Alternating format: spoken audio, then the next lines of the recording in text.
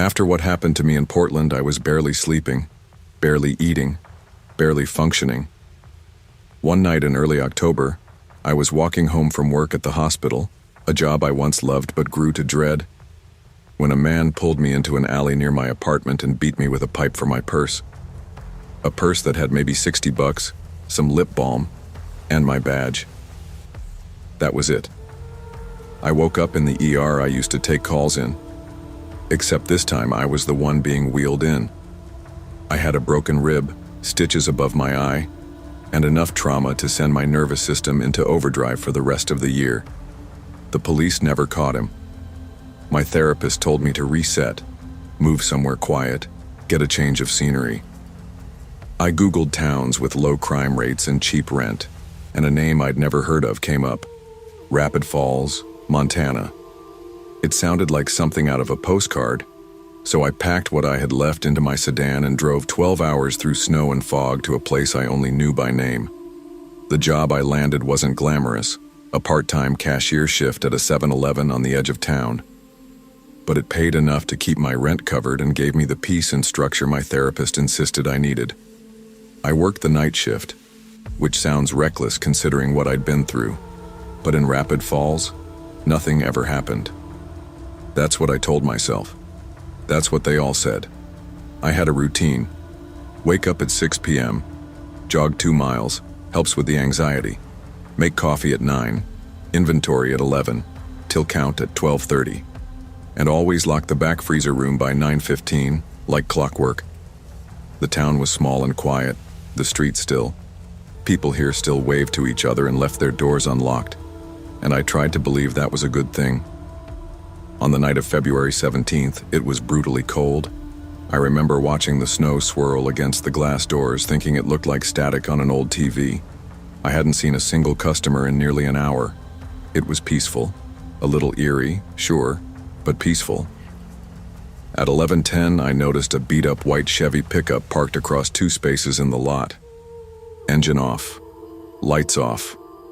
Just sitting there, pointed toward the store. I watched it for a while. I told myself maybe it was a trucker catching some sleep, but something about the way it sat, angled toward the exit with the driver's side hidden in shadow, felt off. I didn't move, didn't stare too long, just made a mental note. At 11:48, while I was restocking gum at the front display, I noticed the motion detector light blink on in aisle 4, then off. I stopped, gum in hand. My heart gave a little jolt. That sensor only went off if someone passed under it. It wasn't on a timer, and there were no rodents or bugs that big, just people. I leaned forward slightly and listened. Nothing. No footsteps. No creaking floor tiles. Just the low hum of the fridges and the occasional gust of wind rattling the front door. Probably faulty again, I muttered, trying to keep my voice even. But my stomach was already twisting. I turned toward the back office to grab my phone. No bars, not surprising in a storm, but not comforting either. The walkie on the wall had low battery. I thought about texting my manager, but he was never awake this late. I decided to check the aisle myself, but I stayed cautious. One step at a time. I turned the corner into aisle 4. Empty. Shelves all looked untouched, except one thing, a bag of trail mix lying on the ground, half open. Was that there before? I whispered. I didn't think so. As I crouched to pick it up, something clicked behind me.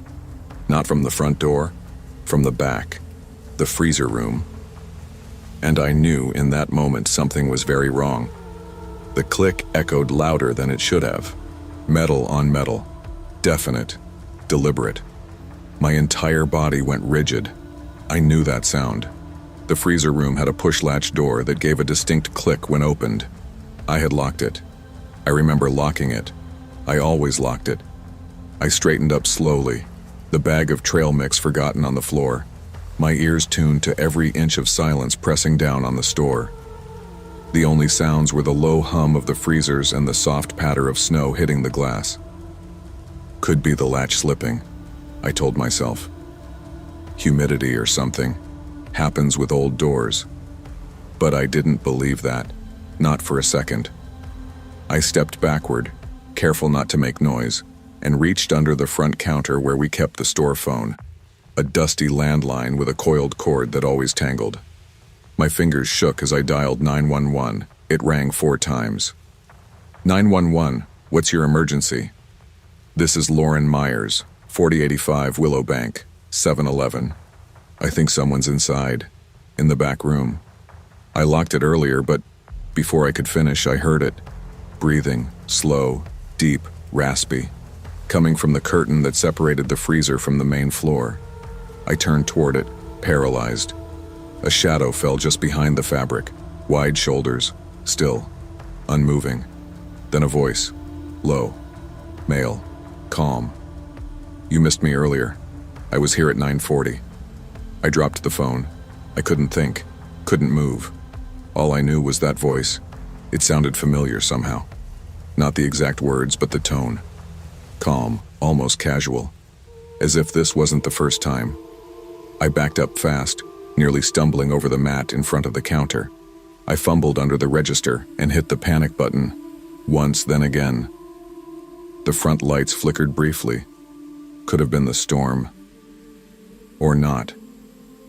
I ducked behind the counter and grabbed the only things within reach, a box cutter and a half-full bottle of counter spray. Pathetic weapons, but better than nothing. I crouched down and tried to slow my breathing. Everything went quiet. So quiet that every little buzz and creak felt amplified. I texted my brother, Matt. If anything happens to me, I love you. Store address and location. Weird man inside. Might be my mugger. I don't know why I wrote might be. Deep down, I felt it. The voice, the confidence, that presence behind the curtain. It was the same type of confidence that man had when he attacked me in Portland. Like he knew exactly what he was doing. And exactly how scared I'd be. Minutes passed. 10. Maybe 15. Felt like hours. Still nothing. I considered peeking above the counter, but I couldn't bring myself to do it. Every horror story I'd ever read, every missing woman on late-night true crime shows, they all started like this. And then I saw them. Headlights. Red and blue flashing lights flooding the windows. I stood slowly, body still trembling, barely able to hold the box cutter steady. I unlocked the door for the officers before they even got out of their cruisers. 2 deputies stormed inside, guns drawn, moving in practiced formation toward the back. I followed, numb and shaking, as one of them pulled back the curtain. Nothing.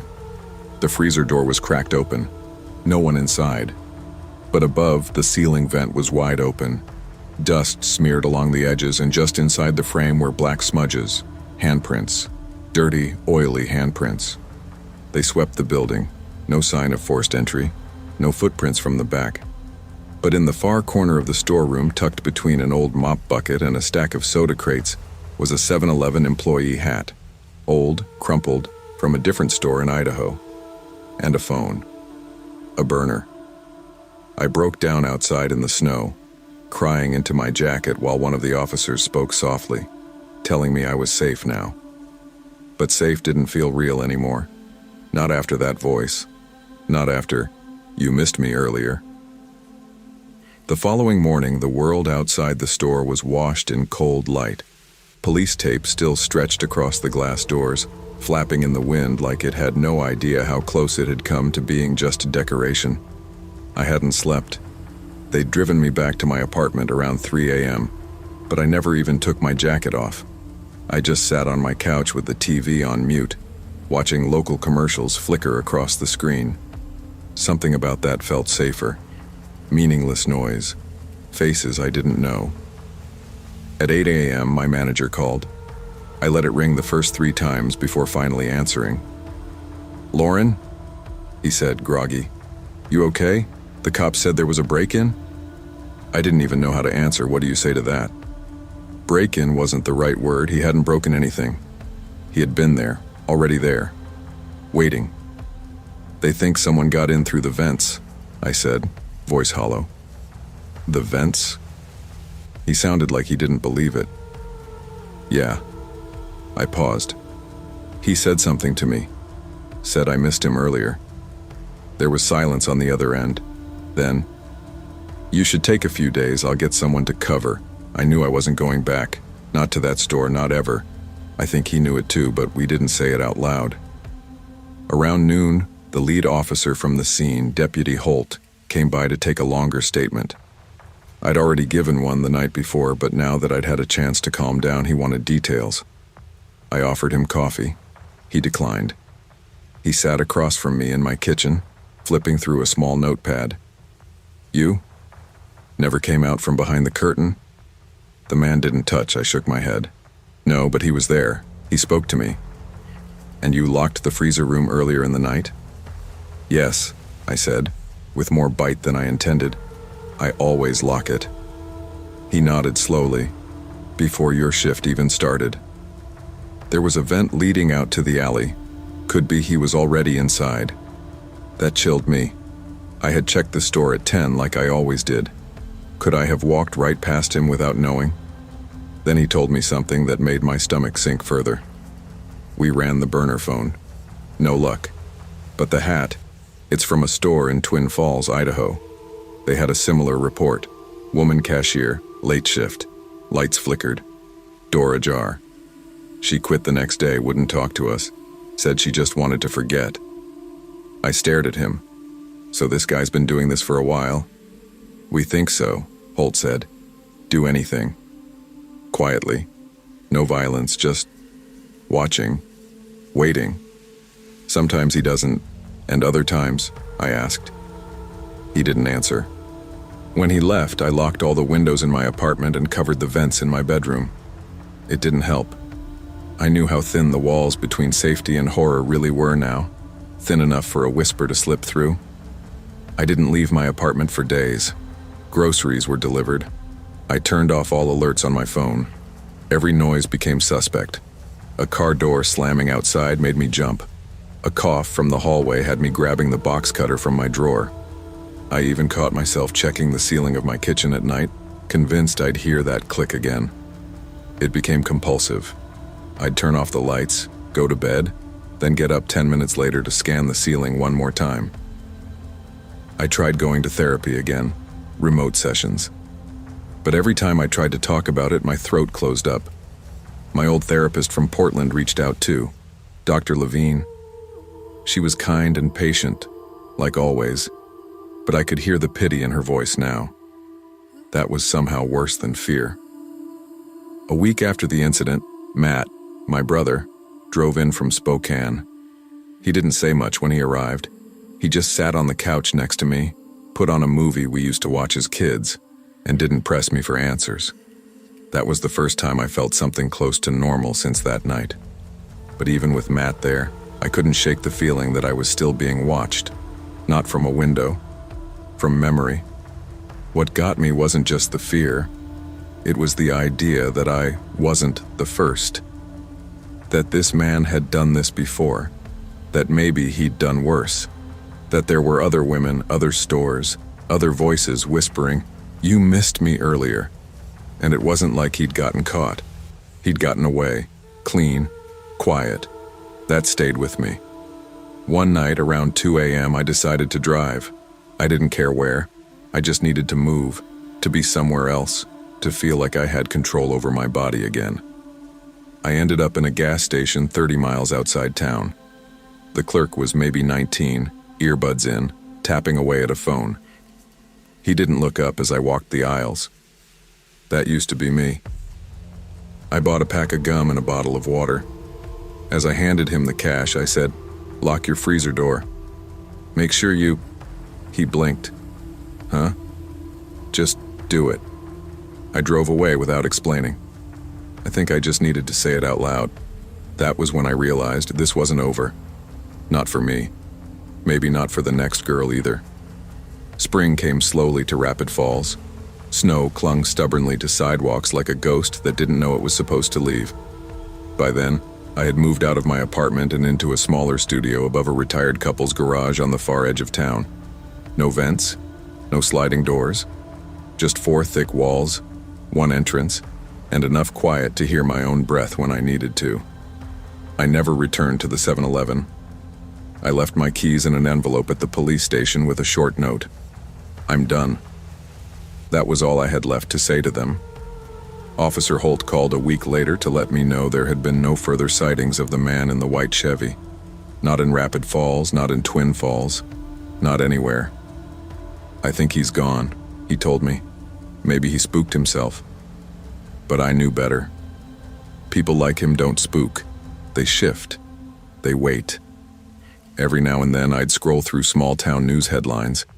Unexplained break-in at corner store in Idaho. Woman in Utah quits after strange night shift scare. Police investigating strange ventilation access in rural shop. None of them made national news. Too small. Too unconfirmed. But the stories were there. Buried like bones just under the surface. I started writing them down. Not out of obsession, but clarity. It helped to turn the darkness into something I could hold, examine, even name. I gave the man a name, too. Not his real one, just something for the pages. I called him the Aisle Watcher. Fitting, maybe a little dramatic, but somehow true. Then one afternoon, something changed. I was at a laundromat just off Main Street, sitting near the window reading a paperback when a woman across from me asked if I lived nearby. She looked tired, young, maybe early 20s, sunken eyes, the look of someone trying hard to keep it together. Yeah, I said, couple blocks up. You ever work nights? She asked, folding a gray hoodie into a laundry basket. I paused. Why? She looked toward the door, then back at me. I worked the night shift at the mini-mart off exit 9. 2 nights ago, I found the back door open. It's supposed to latch, but it was hanging. My throat tightened. You see anyone? I asked. No, but I swear something was missing off the top shelf, like barely anything, just a bag of trail mix. She laughed nervously. Stupid, right? I closed my book and looked at her. It's not stupid. She tilted her head. You sound like you've dealt with weird stuff before. I have, I said. Then I gave her my name, my number, and told her something no one had ever told me. You're not imagining it, you're not paranoid, be careful. Lock everything. If anything feels wrong, trust that. She nodded. Didn't say anything right away, but her shoulders relaxed just a little. That was the moment I realized something important. I couldn't control what had happened to me. I couldn't undo the night that man crawled down into my life like a shadow from the ceiling. But I could make sure others didn't feel alone when it happened to them. And for me, that was enough. People think trauma is loud, that it explodes and leaves visible wreckage. But the truth is, it's often quiet. It creeps into your routines, into your nights, into your breath. It settles into your silence and changes the shape of your trust. For a long time, I thought survival meant hiding, closing doors, shutting windows, sleeping with a box cutter next to the bed. But now I know real survival is connection. It's remembering you aren't the only one who's afraid, that someone else might be sitting behind a counter, staring into a dark aisle, wondering if the breath they hear isn't theirs. What happened at the 7-Eleven didn't break me. It changed me. And in a strange way, it gave me purpose. Always trust your instincts, even when the world tells you you're imagining things. Fear isn't weakness. It's a signal. Listen to it. Honor it. And when you survive something that tried to undo you, speak. Because your voice might be the lifeline someone else needs to hear in the dark. I never thought I'd end up back in Harrow. It's the kind of place you forget on purpose. 1 high school, 2 gas stations, and a handful of memories I'd spent most of my 20s trying to suppress. But when Mom passed away and Dad started forgetting the names of everyday things, what day it was, whether he'd already eaten, I didn't have a choice. He couldn't be left alone, not anymore. So I packed my life into boxes and drove the 9 hours from Sacramento to Pine Valley Road. The old house looked smaller than I remembered. The paint was still chipped in the same places. The mailbox leaned just a little more. The kind of decay you don't notice until you've been gone a long time. Dad, Walter, greeted me like he was just seeing me after a long day at work, not like we hadn't spoken in months. He smiled too brightly and held on a little too long when he hugged me. But that's how it started. A dozen tiny losses, one by one, until the man who taught me how to ride a bike and fix a spark plug was just a passenger in his own mind. On April 14th, we went into town for a doctor's appointment. The usual round of questions, memory tests, and polite nods from the nurse who clearly didn't think he'd improve. By the time we were driving back home, the sun was already dipping below the hills. That's when he said it. "Let's stop here. I want soup." I looked over and saw the flickering neon of the old 7-Eleven up ahead on Buckridge Highway. "They don't sell soup, Dad." "Yes, they do," he snapped, with a fire I hadn't heard in years. "Always got the clam chowder." "Every Wednesday, your mother," I almost corrected him. Mom hated clam chowder, but something in his tone, it felt real, like he believed it down to the bone. Against better judgment, I pulled in. The parking lot was empty. Lights flickered in the store windows, a dull yellow glow that made the place feel older than it should. But I figured if it brought Dad some small joy, even if it was built on broken memory, it was worth the stop. The second we walked in, something felt off. Not like ghosts or cold spots, just wrong. Like the place wasn't expecting us. The hum of the overhead lights sounded too loud. The air smelled like something metallic and warm, like old copper left in the sun. A man stood by the coffee machine fidgeting with a cup, but he didn't look up. Behind the counter was a tall, skinny guy with slicked back hair and a name tag that read Kyle. He gave a lazy smile that didn't quite reach his eyes. "Evening. Cold one out, huh?" I nodded, just looking. Dad was already wandering toward the shelves, fingers grazing boxes and cans like they held something personal. I turned to grab a tea from the fridge, but when I looked back, he was gone. "Hey, Kyle," I said, walking up to the counter. "Did you see my dad? Gray coat, white hair?" He tilted his head, went toward the back, probably checking out the soup. "We keep it hot." I raised a brow. "Soup? You're kidding, right?" He just smiled. You'd be surprised what people find comforting. Chapter 2. I walked down the narrow aisle, calling out, "Dad?" No answer, just the distant hum of a fridge and the soft hiss of something cooking. I turned the corner and stopped dead. There was a small folding table. It hadn't been there moments ago. On it sat a silver tray of soup, steaming. Next to it, one paper bowl, already filled. And my father, seated on an upside-down milk crate, spooning the soup into his mouth like a man who'd been waiting years for it. "Dad?" I said, moving toward him. "What are you doing?" He didn't look up. "She used to get this for me, every Wednesday." I froze. "What?" Then I saw it.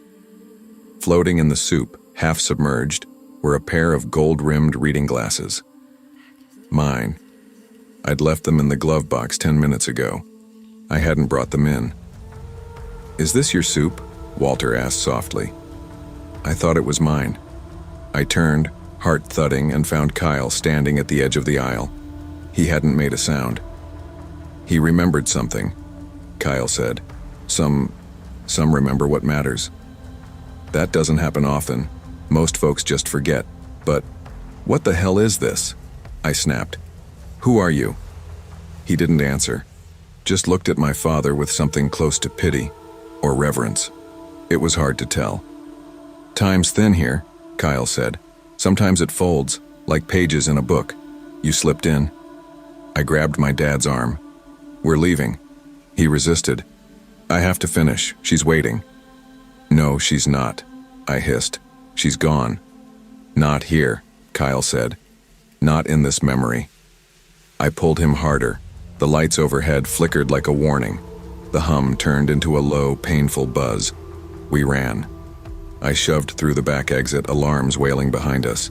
The night outside was darker than before, the parking lot seemingly stretched and unfamiliar. Our truck? Gone. And the glasses? They were in Dad's pocket. still wet. We stood in the dark outside the 7-Eleven, my breath coming out ragged, Walter trembling beside me. The emergency exit had dumped us behind the building, where the light from the highway didn't reach. No cars, no neon, just darkness swallowing the outlines of trees, the soft wail of the alarm already dying in the distance like it didn't belong to this world anymore. And the truck, gone, not stolen, just not there, as if we had never arrived. I checked my pockets. My phone was there, but no signal. Nothing. Not even a flicker of GPS. I pulled Walter close, trying to steady my thoughts. "Come on," I said. "We'll walk." We cut through the shoulder of the road, Walter still clutching his coat like he was cold, though the air wasn't freezing. He didn't say a word. I half expected him to ask what was going on or to tell me it was all some joke, but he just stared ahead, quiet, like he'd accepted whatever this was. It took us 15 minutes to reach the nearest business with a light on. A diner closed for the night, but with a payphone still bolted to the side of the building. I called 911. An officer named Brewer picked us up 20 minutes later. Nice guy, mid-40s, thinning hair, too tired for this kind of nonsense.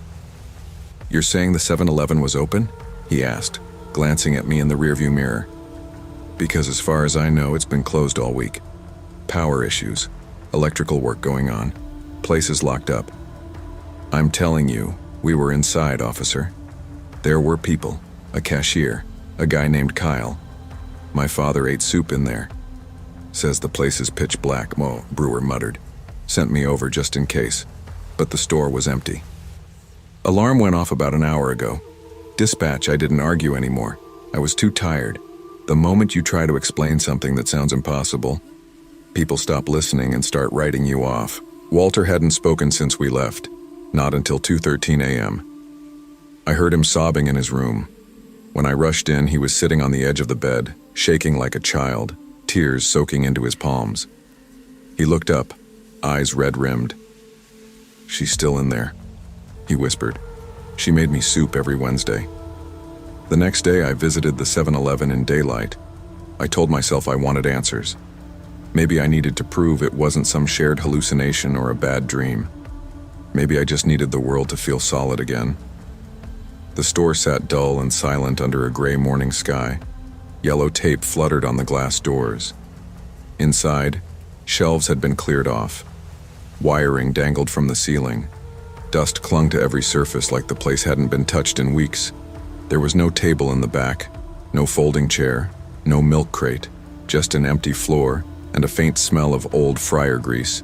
No sign of Kyle, no security footage. Police told me all the cameras had been unplugged. One of the techs said the power had been off for 10 days straight.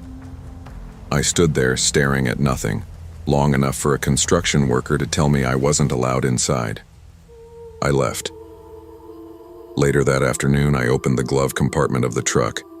My glasses were still there, dry, untouched. But the pair Walter had pulled from his coat, the ones wet with soup, they were gone. That night, I asked Walter to tell me everything he remembered. He got quiet again.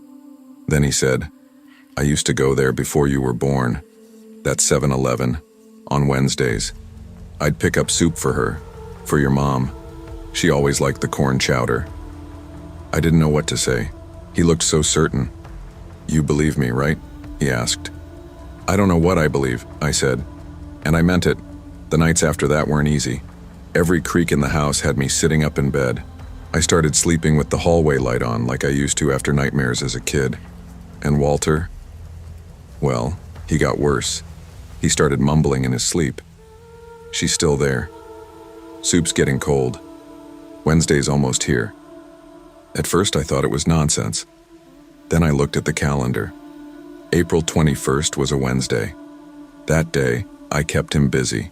Took him out for lunch, played his favorite records, made sure he didn't nap too much. But as evening rolled around, I saw it in his eyes, this quiet pull, like something calling him back. I stayed up late keeping watch, sitting outside his door with a book in hand. And then, just past midnight, I must have dozed off. When I woke, the house was silent.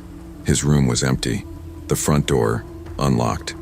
I jumped in the truck and drove straight to Buckridge Highway, tires kicking up gravel. The 7-Eleven was dark. Dead.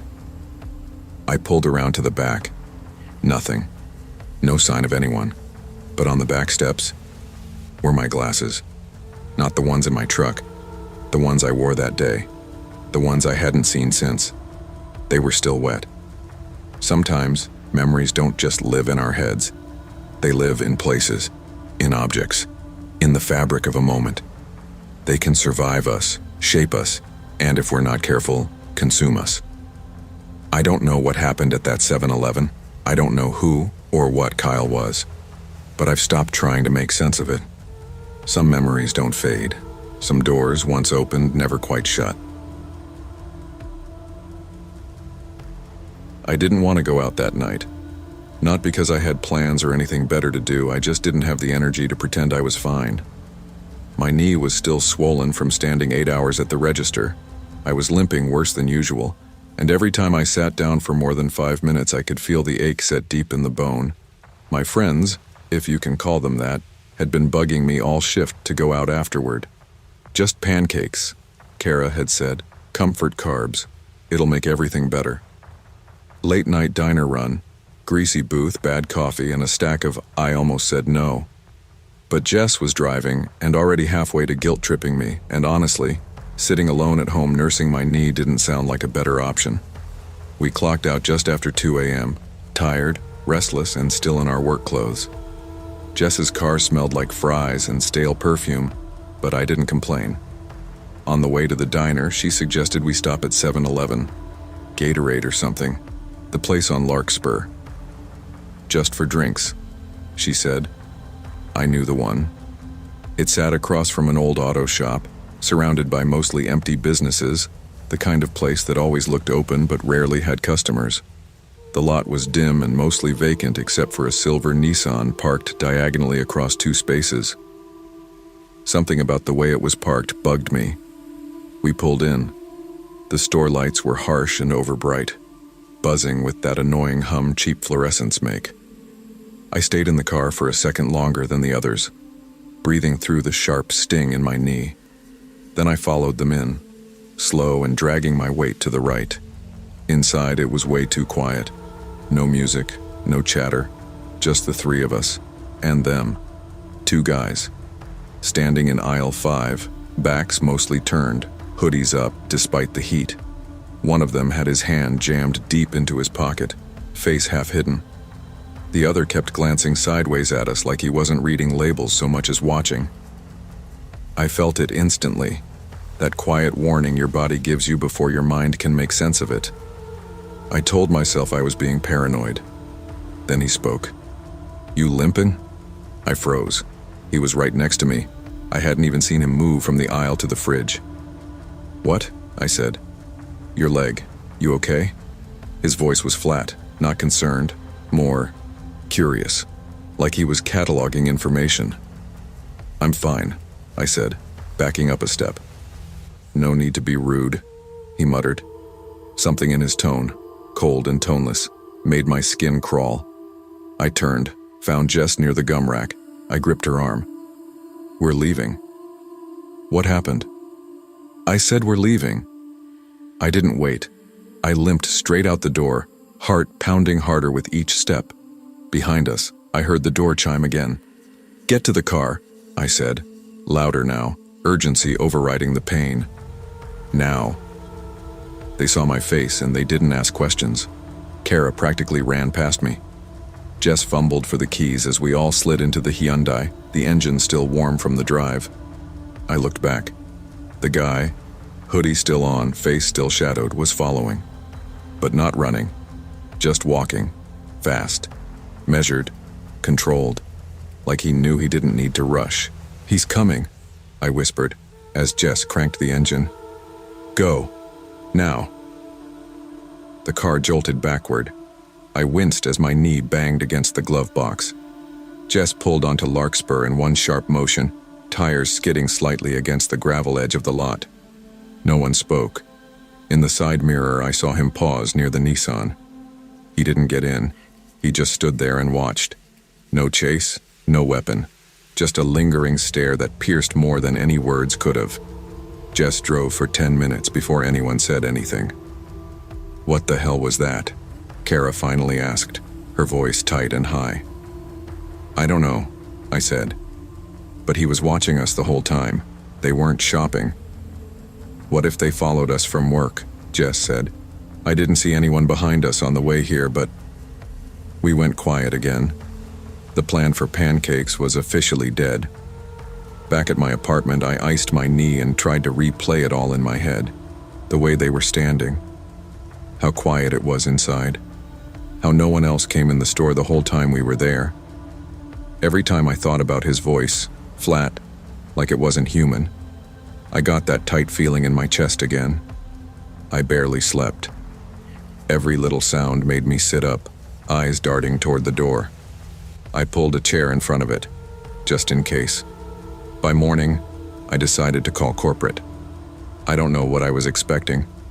Maybe to confirm something normal, like the cashier was new or they'd had security issues before. Anything to make it feel less surreal. The woman on the line was polite, helpful, until I mentioned the store. "The one on Larkspur," I said, "across from the auto shop." She paused. I heard her keyboard stop clacking. "There's a store on Larkspur?" she asked. "Yeah, we were there last night, around 2:30 a.m. Her voice dropped. "That store's been closed for renovation since April." I sat upright. No, it was open, lights were on, freezers running. We were inside. Another pause. Then she said carefully, "That's not possible. The power was shut off last month." I told the girls the next day. Neither one believed me at first. "It had lights," Kara argued. "How would it be open without power?" "I don't know," I said, mentioned the location. But the woman was serious. She sounded confused when I even... "Maybe someone's squatting in there," Jess said, "or using it for something else." We tried to rationalize it, but nothing stuck. I checked the location again online. No hours listed. No photos newer than March. The weirdest part? When we drove by again the next weekend, it was boarded up. Windows covered in plywood. Chains on the doors. The Nissan was gone. There wasn't even a trash can out front. I haven't gone back since. Neither have they.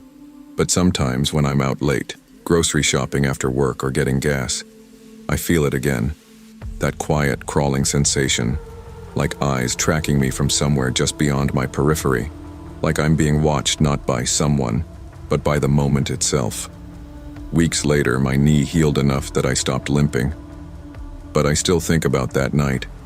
How fast everything shifted. How quickly something could go wrong.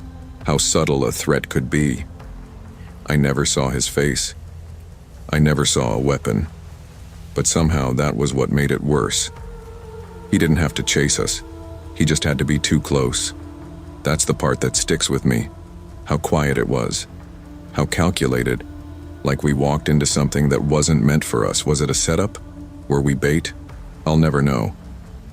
I haven't been to a 7-Eleven since. Not all danger is loud or obvious. Sometimes the real threats are the quiet ones. The ones standing just a little too close. Watching just a little too long. Trust your instincts, they're rarely wrong. And never ignore the moment your body says, something's off. I was 19 the summer everything got weird. The kind of summer that felt heavy even when nothing was happening. My mom had just lost her job, and between my second year of college and the tuition that came with it, I had two choices. Drop out or pick up a job no one else wanted. That's how I ended up working nights at the 7-Eleven off Oak Ridge Loop in Wellington Ridge, Ohio. It was the kind of place people forgot existed. It sat just a few minutes from a dead mall and got barely any traffic after sundown. Sometimes I'd go hours without a single customer. It wasn't exactly dangerous, just quiet, but the wrong kind of quiet. Like everything was holding its breath. Megan and Jamal worked the same shift with me most nights. They were both locals, older, quiet, with this unspoken understanding about the place. I tried to make small talk early on, just to cut the silence, but they never opened up much. At first, I figured it was just the night shift vibe, but then I noticed how both of them completely avoided the back of the store after 9 p.m. There was no real back room at this 7-Eleven, just a section past the shelves, closed off by a plastic curtain. You'd have to push past it like you were walking into a busted car wash. Behind it was a single swinging bulb and a bunch of metal racks filled with junk. Expired candy, boxes of off-brand bleach, faded signage from the early 80s. The space always felt cold, even in July, but I figured it was the lack of insulation. One night during my second week, the manager called in and asked us to prep for a bleach restock. Megan was restocking gum when she said, real quick and quiet, "Just grab it fast, okay? Don't mess around back there." She didn't look at me when she said it, just kept her eyes down and her voice flat. I laughed like she was joking, but she didn't laugh back. When I pushed past the curtain, I immediately noticed how cold it was. Freezing, like standing in a walk-in freezer. I rubbed my arms, grabbed the first bottle I saw, and turned to leave. That's when I saw him. There was a man slumped in the far corner, facing away. He had on a pale blue hoodie, the kind you'd throw on to walk your dog or run to the gas station. His head was down. I couldn't see his face, but every inch of me knew he didn't belong there. I screamed. By the time Megan and Jamal came running, he was gone. They didn't look surprised. "You saw him, didn't you?" Jamal asked, almost whispering. I didn't answer. I didn't have to. That night, after the store closed, Megan and Jamal told me the story, or at least the version of it they'd heard. The building used to be a diner back in the late 80s, before it burned down and was rebuilt as the convenience store it is now. There was a man who worked nights. Derek was his name. He was stabbed during a robbery, supposedly while hiding in that same back room. The story was passed down from older employees. Nobody ever found a news article or police report about it. The company never acknowledged it. The new build erased the past. "Every night shift person sees him eventually," Megan said. Jamal nodded. "He shows up when it gets cold back there." I wanted to write it off, say it was a joke or some weird form of hazing, but I'd seen that figure. I felt that cold. It was real, at least real enough that it stuck in my head long after the conversation ended. The next few nights I did my job, avoided the back room, and tried to push the image of the man in the hoodie out of my mind. But that's when the sightings started again. Subtle things. Once I saw someone sitting at the end of aisle 6, just sitting there. When I turned to look again, the aisle was empty. Another time I spotted a blurry reflection in the freezer door, like someone was standing just behind me. No one was there. It wasn't just tricks of the light.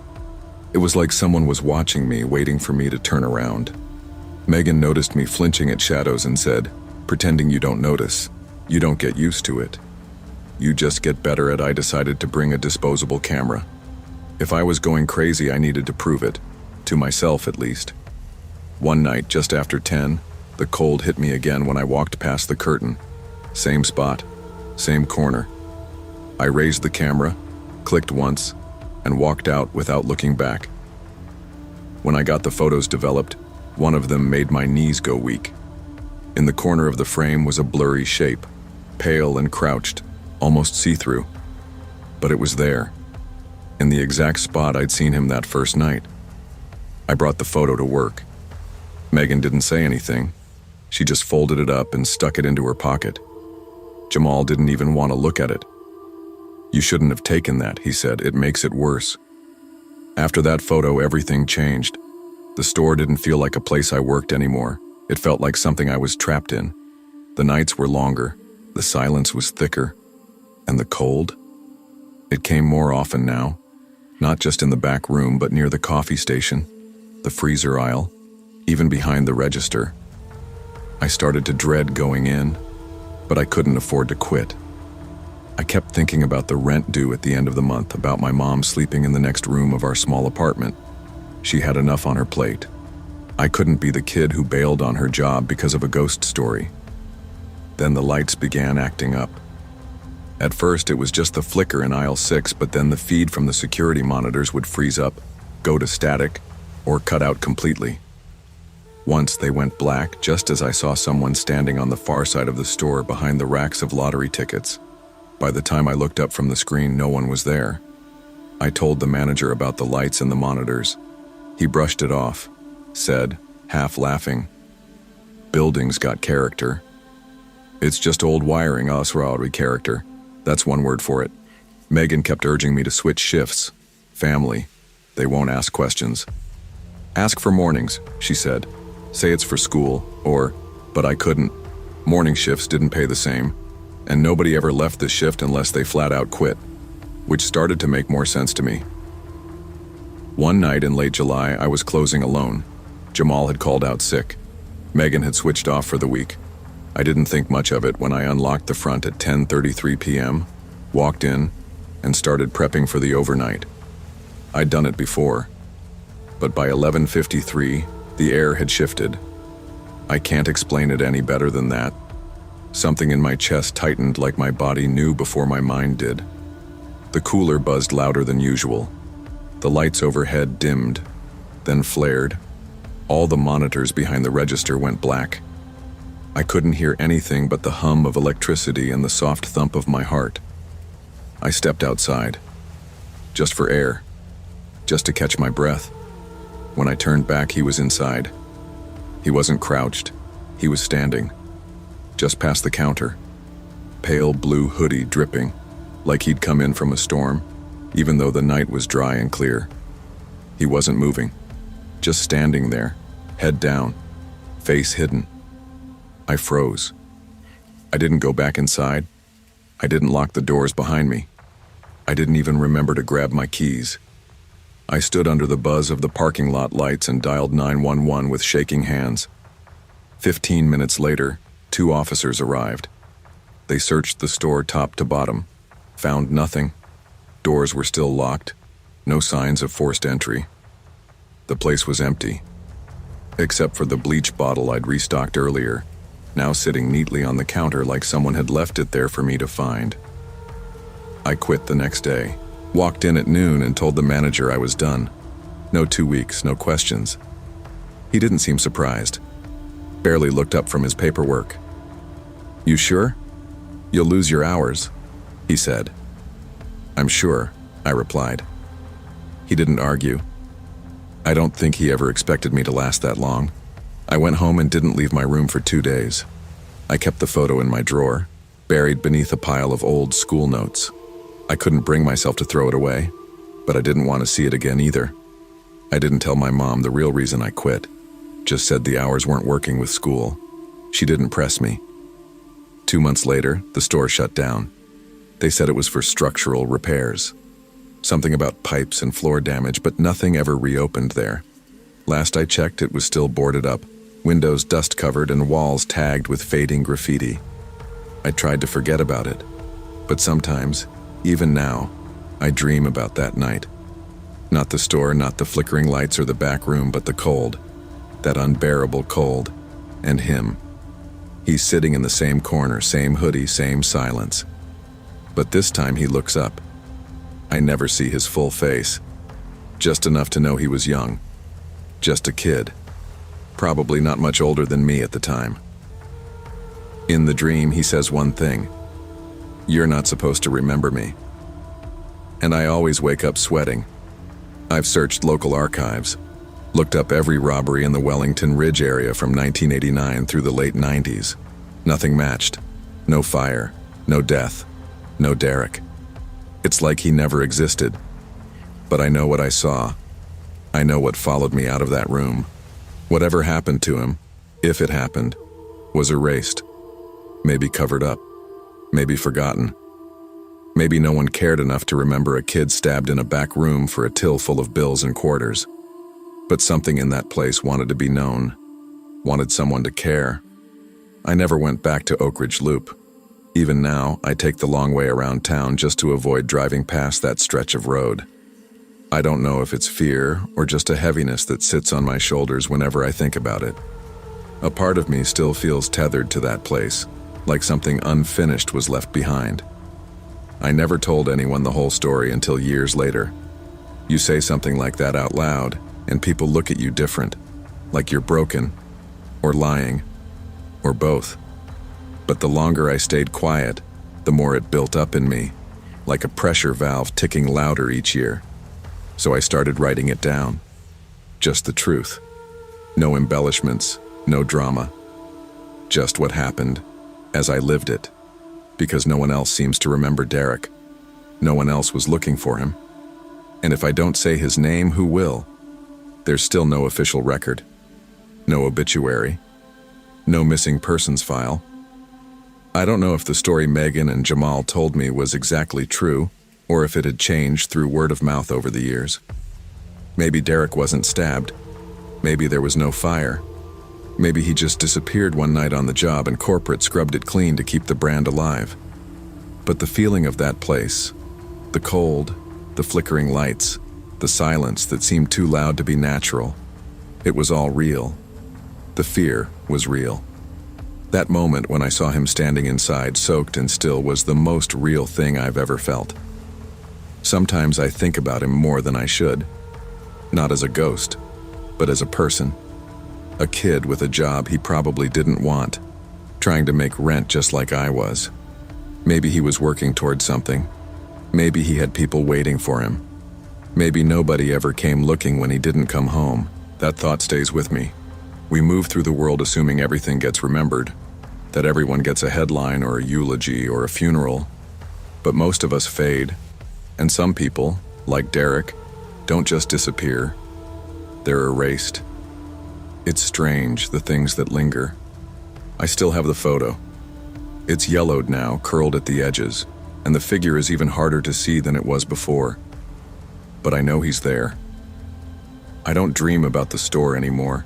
I haven't in years. But when I walk alone at night, sometimes I feel that old familiar chill crawl down my spine. And I hear his voice again, soft and tired. You're not supposed to remember me. But I do. And I will. Some stories go untold. Not because they aren't true, but because no one bothers to remember them. We live in a world that moves fast and forgets faster, where the overlooked and the unseen disappear without a trace. But memory is a kind of justice, and remembering, even quietly, is a form of care.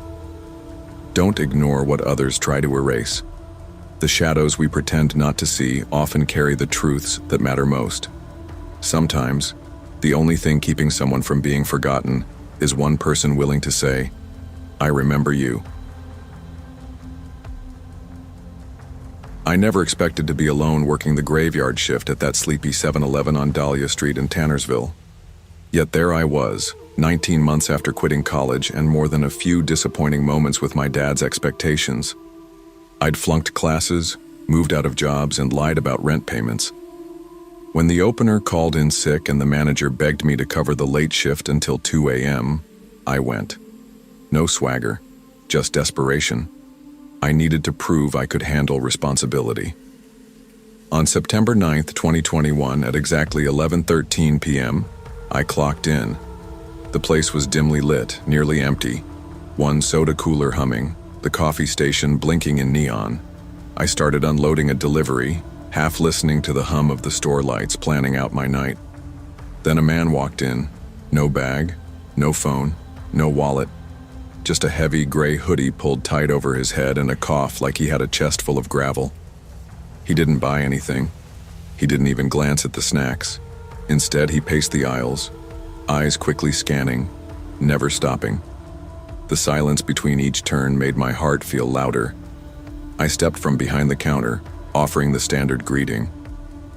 "Can I help you find something?" The man stopped. He looked at me directly with a steady gaze, too steady. "The back yet?" he asked. "You cleaned up?" My pulse jumped. "The back? Why would a customer care about my mop closet or storage hall?" His voice was calm, almost bored, but those words sank into me like ice. I nodded, unsure how to answer. Then he turned and left without buying anything, disappearing into the night. My skin crawled. I locked the front door from inside, per store policy, Solo night shifts required it if you felt uneasy. But locking that door felt more like building a prison than keeping out a threat. I walked to the rear of the store, heart hammering. I passed the cooler, glancing at its frosted glass panels where reflected neon shapes danced. I tried to steady my breath as I approached the mop closet and storage door. The air felt thicker, and I heard a faint scratching coming from behind the locked door. My chest slammed with adrenaline. I slowly opened it. Margin enough to peek inside. Empty. No mop, no rat, no sign of disturbance. But the scratching stopped the moment I looked. I blinked. My limbs shook, but I forced myself to keep going. I backed away from the mop room and turned toward the emergency exit at the back of the store. That's when I saw it, a smear of fresh blood, glistening faintly under the fluorescent lamp, tracked across the push bar. Not bright red, but darker. Persistent. I wanted to run, but I couldn't. I was stuck, pulled between terror and logic. I raced back to the register and grabbed the landline to dial my manager, but the line was dead. No dial tone. I tried my cell. No service. I gripped the receiver as if it could short-circuit my fear. Then the front door. I tested it. It wouldn't open. Jammed. The lock wouldn't turn. I jerked on it again. Nothing. Panic pressed in like weights. And then came the knock from inside the cooler. I whipped around. There it was, the glass beer cooler, frosted over, nearly opaque. Someone had exhaled on the inside, fogging the glass. At the center of one panel, a finger traced a single slow circle in the condensation. One deliberate gesture into my world. Time blurred. I backed up, shaking, grabbed the spare key from under the register. I tried the front door again. Still stuck. Jammed. Maybe sabotaged. I realized then that locking it earlier might have been a mistake. Footsteps echoed behind me in the aisle. I spun. Empty. Every instinct screamed at me to flee. Uneven breathing rattled through my chest. I thought about the chains on the delivery door behind the store. Lucky that they were old and relatively easy to yank. I turned and sprinted toward them, but stopped when I noticed something different hanging nearby. A heavy gray hoodie, just like the man's hoodie, draped on the coat hook near the exit, and on the chest was a name tag. 7-Eleven badge in the same font I'd seen the manager use. It said, Noah, my name. Though I'd never been issued that name tag. That's when the footsteps started again, echoing behind me. Closer this time. My heart felt like a jackhammer. I pulled the chain. The door swung open. I ran through, barefoot, had left my shoes back in the supply closet somewhere. I stumbled across the empty lot, adrenaline and fear pushing me onward. 20 minutes later, the police arrived. No forced entry, no footprints in the dust. Store looked deserted except for that faint smear of dark red on the exit bar and the cooler door condensation. They found a burner phone inside the cooler on the floor. It had stopped recording exactly when I ran. On it, a masked man breathing heavily, pacing inside that cooler, hitting record. His figure flicks into frame, his face never fully shown, watching me. That phone's footprint in my mind stays with me. The officer said no one had entered from outside. The door had no signs of tampering, like the threat came from inside the store. My father later told me I overreacted.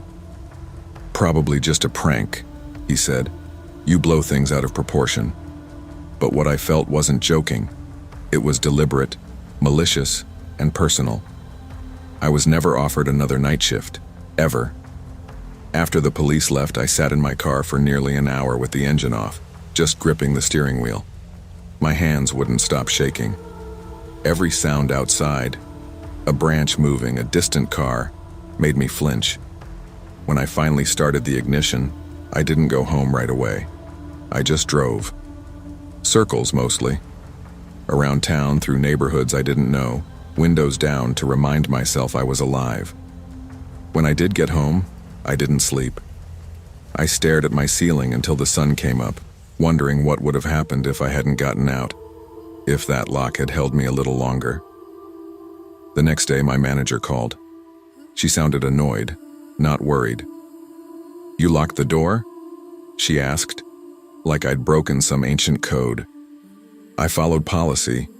I felt threatened. She huffed, pulled the feed. "There's no footage of the guy coming in, you know. The cameras are fine. I didn't know what to say. I knew he came in. I talked to him. I watched him walk out, but they said there was no footage from that part of the shift. Just a static freeze for exactly 12 minutes, like someone cut the feed on purpose." "I'm not making this up," I said quietly. "You left your shoes," she replied. "You know how weird that looks?" Click. That was it. No concern, no follow-up. Just me, feeling like a crazy person who left his shoes in the middle of a hallucination. I didn't even bother to go pick them up. They could keep them. Whatever had walked through that door, whatever left that hoodie and that message, could keep the shoes too. The following week, I got texts from coworkers asking if I was okay. None of them wanted to cover the night shifts. One girl, Alex, said, "You saw him, didn't you?" When I pressed her, she clammed up. I drove back to the store once, just parked across the street. It was broad daylight, middle of lunch hour.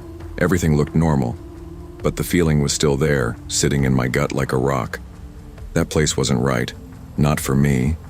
Maybe not for anyone. And yet, I couldn't stop thinking about it. Who would go through the effort of watching someone like that? Quietly, through a cooler door, recording the entire thing, then disappearing without a trace. There was nothing stolen, nothing vandalized, no threats made. It wasn't a robbery. It was a message. The problem is, I still didn't know what it meant. A few months went by and I convinced myself to move on. I picked up a job at an auto shop working daylight. No isolation, no quiet humming lights or back rooms. I kept my head down, worked hard, even called my dad one afternoon just to say hi. He didn't say much, but I could tell he was surprised. I told myself what happened was some freak thing, a fluke, a one-off, until I started seeing the gray hoodie. Not in person, at first. It started with dreams. I'd be walking past a row of coolers and out of the corner of my eye I'd see him, standing still, not moving, always with his head down, just the top of the hoodie visible. I'd try to wake up and couldn't. I'd try to scream and hear nothing. One night after a shift at the shop, I stopped at a gas station for snacks. It was close to midnight, but the place was busy, so I didn't think twice. I went in, picked up a drink, and glanced toward the beer cooler. There was fog on the glass, just a little, like someone had breathed on it. I didn't even look for a circle. I walked out without paying and didn't stop until I was back in my car with the doors locked and engine running. The dreams got worse after that, more specific. I'd find myself back at 7-Eleven, barefoot again, the back room colder than ever. I'd run, turn a corner, and instead of shelves or doors, it would just be walls closing in, tighter and tighter, until I'd wake up choking. I tried therapy, told the story to a counselor who nodded and said things like trauma retention and perceptual stress responses. She meant well, but it didn't help. I knew what I saw. I knew how it felt. You can't fake that kind of fear. Sometimes I wondered if that guy, whoever he was, picked people, like he waited for the right kind of person to be alone, uncertain, someone trying to prove something to themselves, someone who wouldn't be believed. Maybe that's why he said what he did. "You cleaned up the back yet?" Like he was checking off a list. It was almost a year later when I heard about the fire. Someone from the old 7-Eleven messaged me out of the blue. Burned down. Overnight. No one hurt. Weird, right? "Hey, did you hear? Dahlia store, I found an article on a local blog. Electrical issue," they said. Small fire started near the back storage hall. The fire department claimed it was likely faulty wiring near the mop closet. Nobody was working the night shift. Nobody had been assigned to that slot in over 6 months. I don't know what made me do it, but I drove there the next night. The building was sealed off. Caution tape flapped in the wind. The windows were blackened from smoke, and the air still held that sharp, chemical edge of something scorched. But the glass cooler doors, they hadn't shattered. They were intact, and one of them had condensation somehow. It was late, too cold for that, and still, there it was, fogged over, a single circle traced in the glass. I stood across the parking lot, locked in place. I didn't want to get closer. I didn't want to see what else might be waiting for me if I did. But I also knew I wasn't the same kid who locked that door a year ago. I wasn't trying to prove anything anymore. Not to my dad, not to myself. So I walked. Up to the glass. I waited. Nothing happened, no movement, no face behind the fog. Just me and the quiet hum of the street lamp overhead. Then I noticed something odd on the sidewalk. A scrap of paper scorched around the edges. I picked it up. It was part of a schedule sheet. Old. Faded. Dated September 9th, 2021. My name was highlighted, handwritten in red pen. I didn't take it with me. I left it there, next to the door, and walked back to my car. On the drive home, I kept thinking about the burner phone, the man in the mask, the hoodie on the wall with my name. I thought about the knock, the fog, the voice. "You cleaned up the back yet?" It wasn't a question. It was a ritual, a pattern that played out until someone noticed, until someone broke it. And maybe that fire was the pattern ending. Or maybe it was just the beginning of another version of it, in a new town, with a new kid who thinks he's just working a normal night shift. Alone. I don't know what I believe anymore. But I do know this. I've passed that old building 3 more times since then, and every time there's fog on the glass cooler door. Even though the power's been shut off, I still don't work nights. I still keep my doors unlocked now whenever I'm alone, just in case. Some doors aren't meant to be locked. Not because they keep something dangerous out, but because they trap it inside. Responsibility is important, but no job, no paycheck, and no attempt to earn someone's approval is worth ignoring your instincts. Sometimes, proving yourself means walking away, not staying to endure what should have never been yours to carry in the first place. If your gut tells you something is wrong, trust it. Because once you're inside, some doors don't open again. My day began in chaos. As a substitute teacher, I can handle chaos, but not 3 vomiting kids on a field trip, a phone battery on 5%, and no lunch since the crack of dawn. By 4:10 p.m., I just wanted taquitos and a soda in peace. That 7-Eleven on 91st Hollins Drive in Temple Hills looked empty enough. I told myself 10 minutes tops. Grab food, go home, collapse. I stepped inside and immediately sensed something off. 3 teenage boys huddled near the fountain drink station, whispering and sneering. One looked me over with a smirk, jabbing his elbow into a friend's ribs. I kept walking, adjusting my bag strap and focusing on the microwave. As I waited, my phone buzzed in my hand. Airdrop request, toocute.jpg from unknown. I dropped my jaw, reflexively declined. A second later, airdrop request, bend down 1.move from unknown. I glanced at my reflection in the convex security mirror above. I had bent down to fix my sock. My dress had crept up just a little. My heart sank. How could someone have captured that? I turned, glimpsed the teens again. They pretended to talk sports, but when our eyes met, one of them chuckled. I felt hot in my cheeks. I clenched my phone, moved toward the register, arms tight at my sides. The cashier, a worn woman around 40, rang up my items without looking up.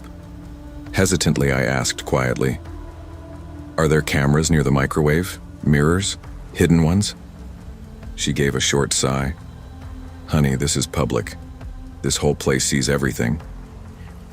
She didn't offer comfort, just a plastic bag I declined. I left without giving thanks. Outside, I spotted a black Toyota Corolla parked across the street. Its engine was silent. 2 figures inside, One behind the wheel, one in back, filming something on their phone. My breath went shallow. I backed behind an ice machine near the wall and fired up my phone. 3% battery, no service. I watched. The guy filming turned the screen and seemed to scan something. He didn't look in my direction, but it didn't matter. He was probably the one who airdropped the file. He disappeared as suddenly as he'd appeared. No sign of him or the other passenger. Fear clutched me in waves. I hurried to my car, unlocked the door, and slid inside. Heart hammering. Then I froze. On my back windshield, someone had stuck a note. "You should smile more. Beautiful when mad." I peeled it off carefully, every breath loud in my chest. Tears started as I realized what had happened. Someone in that store, or maybe parked nearby, filmed me without my consent. They targeted me. They made me visible when I wanted to be invisible. I drove straight to the nearest Target with a Wi-Fi hotspot and cried in the parking lot. Even the bright fluorescent lights inside couldn't chase out the humiliation. That night, I scoured every corner of the internet. Reddit, TikTok, YouTube, anywhere creep cam compilation might show up.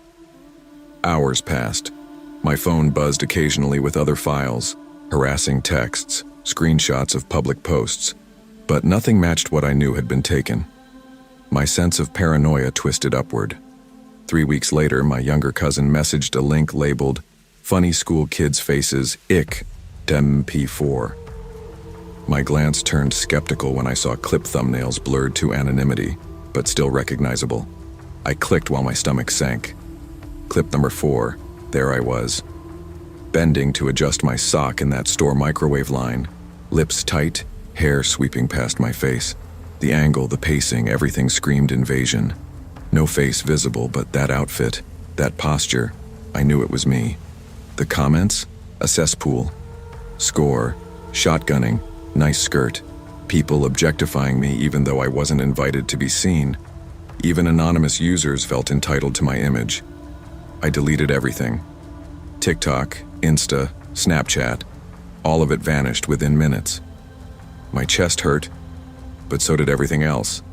My dignity, my trust. I moved apartments a month later, quit the substitute teaching job. I was out before paranoia could pick apart my new life. I've never returned to that 7-Eleven. I avoid that corner of town. Some nights I dream of the wide fluorescent lights, the teens whispering, the cold look of my reflection in that security mirror. I dream the camera zooms in on me, uninvited. Therapy helped me rebuild trust in myself, but the scars linger. I learned boundaries, not just physical ones, but digital ones. I realized that privacy isn't a given. It has to be reclaimed aggressively. Filming someone without permission isn't just rude, it's violence. A fellow survivor told me about reclaiming her image online, writing my own post, sanitizing search results, sharing my truth. But I couldn't. I'd been silent too long to try shouting into the void. Instead, I found anonymity in rewriting my script. New apartment, new routines, no public-facing social media, just me and a fresh journal. Still, when I pass closed gas stations late at night, I glance at cooler door glass out of habit, looking for fog, shapes, prying eyes. I flinch if a tinted window catches movement. I've learned vigilance, but I've also learned I deserve to not feel watched. Nearly 2 years later, I sat at my anniversary dinner with my best friend. She looked at me and said softly, "You look so much more at peace now." And I believed her. We toasted. I reflected on the strangest, darkest afternoon of my life, how blurred frames and malicious strangers could fracture me. And yet I survived. I still walk the world upright. I still exist beyond a blurred clip on the internet. I drive now with clear car windows and tinted rear glass. I take walks in daylight. I smile when I'm mad because anger is valid. I smile for nobody but me, because I learned something. A person's image isn't yours to take. A person's dignity isn't optional for strangers. Your body and your image belong to you, not to voyeurs, not to strangers, not even to the casual passerby who thinks, It's just a photo. Consent matters. Privacy matters. Don't let the world convince you otherwise. If someone tries to take your image without permission, you have every right to vanish, to rebuild, and to demand respect, even from yourself first. They don't tell you how easy it is to mistake familiarity for love, or how quickly the warm parts of someone can get replaced by cold shadows. I met David at a mutual friend's barbecue in March, the kind where everyone's drinking light beer out of red Solo cups and pretending they know how to grill. He was the guy everyone listened to. Tall, tan, a smile that seemed to shine right through his Ray-Bans. When he talked to me, it felt like I was the only girl in the world. I was fresh off a breakup. He was freshly bored. Maybe that's why we clung to each other so fast. At first, it was movie nights, Target runs, him cooking pasta while I danced in his kitchen. He said I was low maintenance, which he meant as a compliment. We laughed a lot, slept in late, told each other secrets at 2 a.m. while watching reruns of The Office. By month 3, I was spending more time at his place than mine. By month 5, we were sharing rent. And by month 8, I couldn't shake the feeling that he wasn't really looking at me anymore. Not in the way he used to. The night it happened, we were supposed to just grab snacks and chill. It had been a long week at work. I was tired. He was quiet, more than usual, scrolling through his phone in the passenger seat as I drove. Every now and then, the screen lit up his face. He didn't say much. I tried to keep it light. "You want hot Cheetos or those sweet chili Doritos?" I asked as we pulled into the 7-Eleven lot. It was one of those rundown ones on Franklin and 3rd, the kind that always smelled faintly like burned coffee and stale gum. No answer. Inside, the place was mostly empty. Just a cashier behind the counter and an old man buying lottery tickets. I headed straight to the chips aisle. I figured David would be behind me, but when I turned around, he wasn't. I found him near the drinks, with her. I knew who she was before I even fully saw her. The girl from his building. The one with the gym selfies. The one who kept reacting to his Instagram stories at 1 a.m. 2 weeks ago, I had asked him about her. "She's just a neighbor," he said. "You seriously think I'd cheat?" God, relax. But tonight, there she was, standing too close, flipping her hair, her voice a little too sweet. And David, smiling. That fake sideways grin he only used when he was trying to charm. He saw me looking and stepped back. She walked off with a smug look that made my skin crawl. When I walked up to him, my hands were shaking. "Why was she here?" I asked, voice already breaking. He scoffed. "You serious right now?" She said hi. "I saw the messages, David. You lied to me." "You're acting crazy," he said too loud. I hated when he said that. It made the whole thing feel fake, like my feelings were a costume I put on to ruin his night. And then everyone was watching. The cashier, the guy near the Red Bull fridge, even the security mirror above, which showed a girl who looked like she was about to cry. That girl was me. We left in silence. I pushed through the glass doors, the sound of them wheezing shut behind me. Outside, the air had that thick Fresno heat, but under it, a sharp, cold breeze blew through like fall was creeping in early. David followed a minute later, his sneakers squeaking on the dirty tiles as he slammed the car door behind him. We sat there. Neither of us turned on the engine. "Are you done?" he asked, staring straight ahead. "Done with what?" "This drama." I blinked. My voice barely came out. "You embarrassed me." He rolled his head back. "Now?" "Jesus, Lily," she said hi. "You want me to run from every woman I know?" "No," I said quietly. "I want you to respect me." He laughed once, bitter and sharp. "God, you're exhausting." That word, exhausting, landed like a slap. Not because it was loud, but because it had weight, like he'd been carrying it for weeks, waiting for the right time to throw it at me. I didn't say another word on the drive home. He blasted Travis Scott on the speakers, drumming the wheel like nothing had happened. I just stared out the window, trying to swallow the lump in my throat. We got home. I went straight to the bathroom, closed the door, and cried into a hand towel. Not because of the girl, not even because of the fight, but because I suddenly realized I was sharing an apartment with someone who didn't like me anymore. Not really. Later that night, I checked Instagram.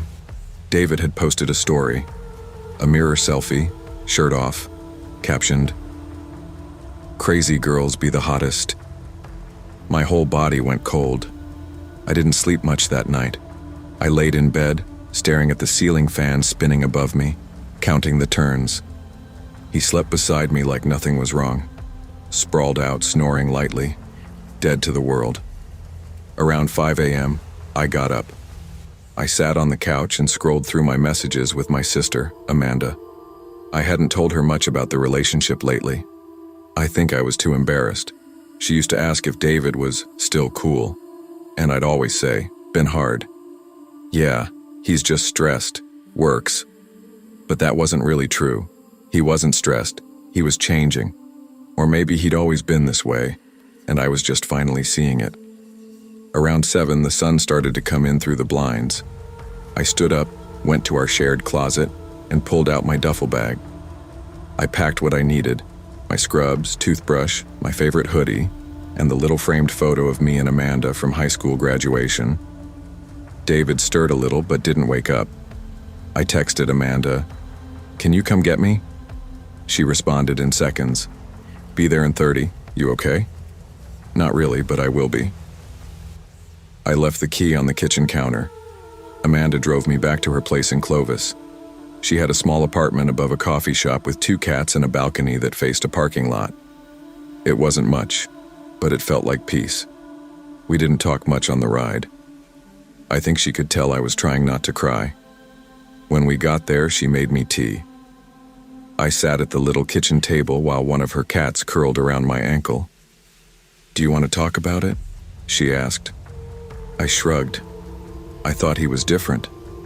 "They always seem different at first," she said gently. I told her about the messages, the girl, the gaslighting, the way he always turned things around, so I felt like I was the one with the problem. She didn't interrupt. She just let me talk. It took 2 hours, but I said everything I needed to say. Afterward, she handed me a blanket and said, "You don't have to go back. Not ever." It's been 9 months since that night at the 7-Eleven. I live in my own place now, tiny, but mine. I still work at the pharmacy.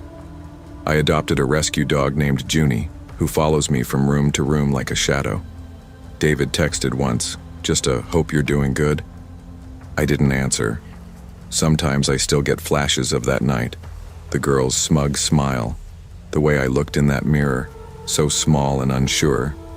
But I don't feel small anymore. I learned that love isn't supposed to make you doubt yourself. It isn't supposed to make you feel crazy or insecure or like you're always begging to be heard. Real love is quiet and solid.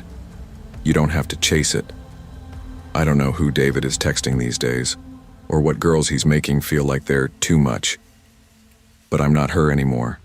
You don't owe anyone your silence to keep the peace.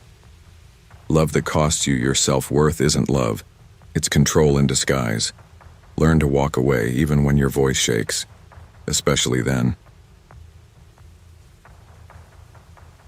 You never really notice how loud a fridge hum is until you're sitting alone at a 7-Eleven past midnight, staring at a row of jerky packets and trying not to think about your life choices. That was me, last winter. My name's Naomi Archer. I'm a freelance editor, part-time cashier, and full-time trying to make it work type. After my ex Jacob and I split in the fall, I lost our apartment. It had this charming little rooftop view and rent that made me feel like I was being politely mugged every month. I couldn't afford it alone. So I moved into a basement studio off Sandy Boulevard and picked up an evening job at a 7-Eleven in Portland. It wasn't the worst place to work. Just your standard gas station convenience store, tucked between a weed dispensary and an old strip mall that hadn't been fully leased out since the Bush administration.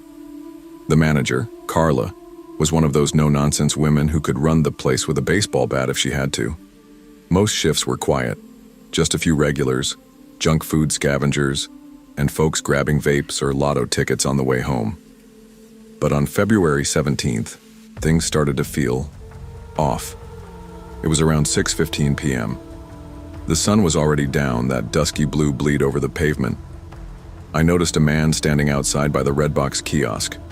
He wasn't renting a movie, wasn't even pretending to. Just standing there, pacing a little, then kneeling like he was tying his shoe. Except he wasn't wearing laces. He kept his head down, but I saw him glance toward the window. Toward me. Through the reflection in the glass, our eyes locked for a second.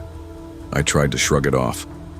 Weirdos happen. I mean, it's a gas station, not a Nordstrom. Around 8:30, he came inside. I said, "Hey, evening." Nothing. He didn't answer. Just walked slow laps around the store, touched the ATM, picked up a Monster, stared at the label like it held state secrets, then set it back down. His fingers brushed across the counter before he left. Soft, almost thoughtful. I texted Thomas about it the next day when we switched shifts. He told me not to worry. Probably just high or lonely, he said. It's Portland. Half the city is either one or both. But the next night, he came back. Same jacket, same empty stare. This time, he bought gum, paid in crumpled ones. He stared at the card reader even though he didn't use it. When he left, I noticed the key hook behind the counter. There was a little row of labeled hooks. Bathroom, office, storage. The one marked storage room was empty. I couldn't say for sure if it had been missing earlier, but it hadn't registered until right then. I brought it up to Carla the next morning. She waved it off. Mop bucket. Those keys fall behind the register all the time. You'll probably find it in the I didn't argue. But from then on, I started locking the bathroom door from the inside every time I used it. Something in my gut was waking up. That deep little voice we all have.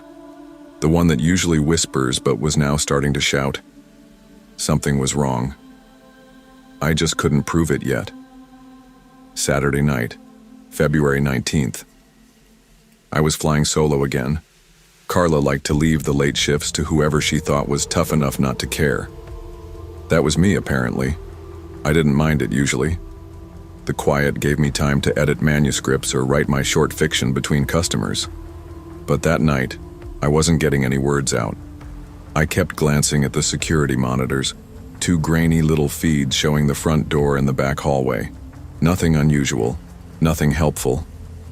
It was about 10:20 p.m. I was behind the counter restocking the vape cartridges when the light flipped on in the storage room. It stopped me cold. That door should have been locked. I hadn't opened it. And the key, well, it still wasn't on the hook. I froze for a solid minute. Then I cleared my throat and called out, "Hey, back there's employees only." No answer. The store was dead silent except for the fridge hum and the occasional drip from the ceiling tiles. I leaned over and pressed the panic button. No click, no light. Nothing. I grabbed my phone. No bars. What the hell? Then slowly the storage room door creaked open. He stepped out. The man from the other night. But now he was different. The navy coat was gone, folded over his arm. He was wearing the old store hoodie, gray with a faded 7-Eleven patch, and a name tag.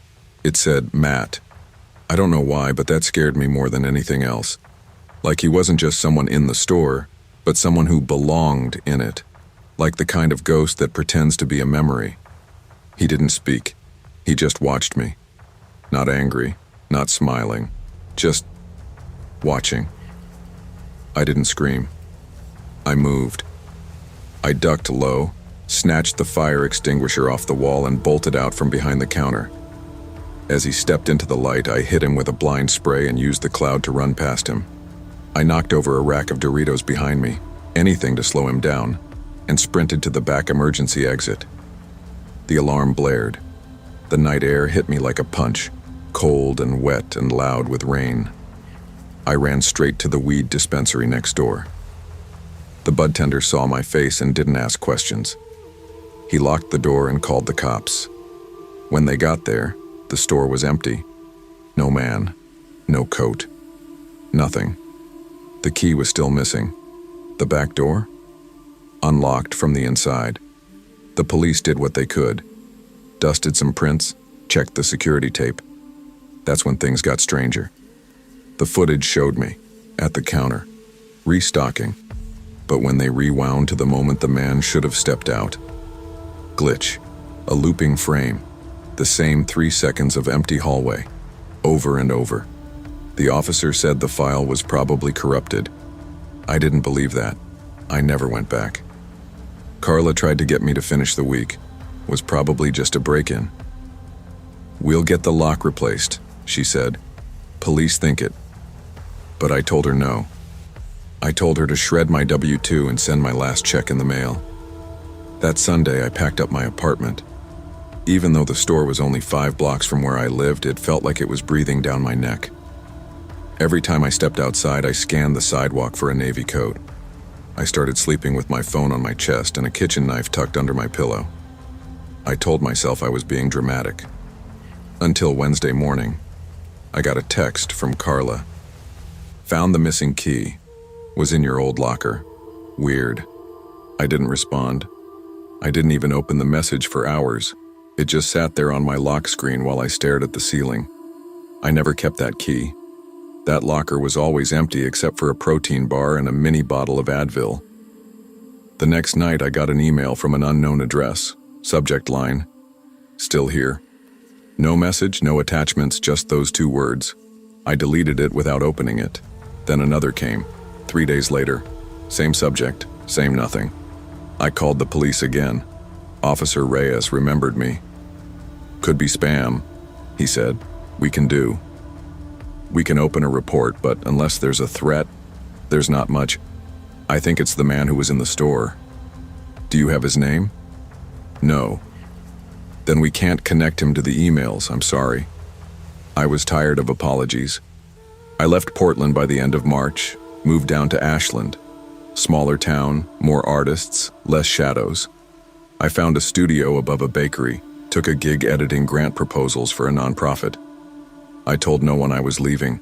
The emails kept coming for a while. Once a week, then every other week. Same subject line. Always around midnight. Still here. There's something about those 2 words that can eat at you. They don't threaten, don't warn. They just linger. I stopped checking my inbox altogether. I changed my phone number, closed my old Gmail, even switched banks. For a while, it worked. Life started feeling normal again. I joined a writing group, made a few friends, started sleeping through the night. But sometimes, walking home late from a cafe or coming back from Trader Joe's, I still catch myself glancing over my shoulder, listening for footsteps, watching reflections in windows. Just in case. 6 months later, I saw him again. I was in Medford grabbing coffee before a client meeting. I was sitting by the window when a man crossed the street. Just a blur in a crowd. Navy coat. He didn't look at me. Didn't stop. But I saw it. The way he walked. The slight limp. The same shape. I didn't wait to see if he looked back. I stood, threw out my coffee, and left town. Again, I've learned to keep things packed. 2 duffels, a laptop, my passport. No address stays mine for too long. That's just life now. It's not about being scared. It's about listening when your gut whispers and acting before it has to scream. Sometimes the most dangerous people aren't the ones who jump out screaming, but the ones who watch, who study, who wait. When your instincts tell you something's wrong, believe them. Don't talk yourself out of it. Don't let others do it either. Your life might depend on it. The 4th of July used to be my favorite holiday when I was a kid. It meant backyard fireworks, burgers on the grill, and catching fireflies with my cousins until we couldn't keep our eyes open. That version of me feels like a ghost now. Last year on the 4th, I woke up in a hospital with blood on my knuckles and no memory of how I got there. My ex-wife, Lauren, had filed the final restraining order the next morning. That was the last day I saw my daughter, Abby. Since then, I've been clawing my way back from the edge. Rehab, court dates, a halfway house. I've been sober 312 days now, and the only thing keeping me on track is routine. I rent a studio behind a smoke shop in Mesa, Arizona. I work the overnight shift at a 7-Eleven off Southern Ave. I clean. I stock shelves. I make coffee for the bleary-eyed few who shuffle in at 2 a.m. to buy cigarettes and scratchers. Most nights it's quiet.